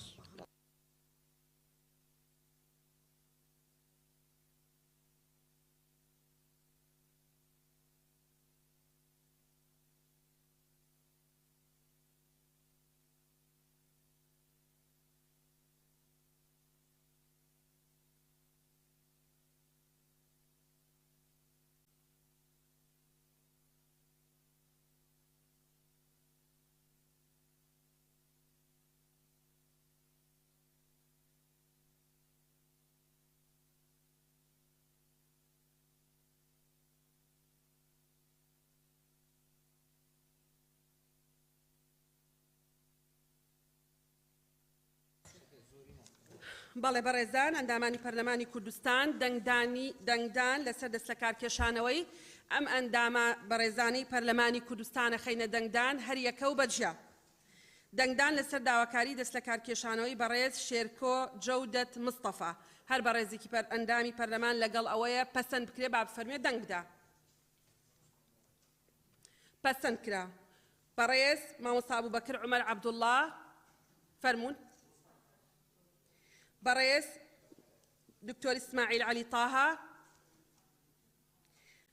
بەڕێز سەرچنار ئەحمەد مەحموود پەسەند کرا. هەموو ئەوانی پێشوش طبعاً پەسەند کرا. هەڵەس مامۆستا هەڵەس ئەحمەد محەممەد حەسەن پەسەند کرا. مامۆستا عەلی حەمە ساڵح تاها پەسەند کرا. دکتۆر کازم فاروق نامق پەسەند کرا. بەڵێ بەم شێوەیە دانیشتنەکەمان هەڵەگرین کۆتایی پێ بەم شێوەیە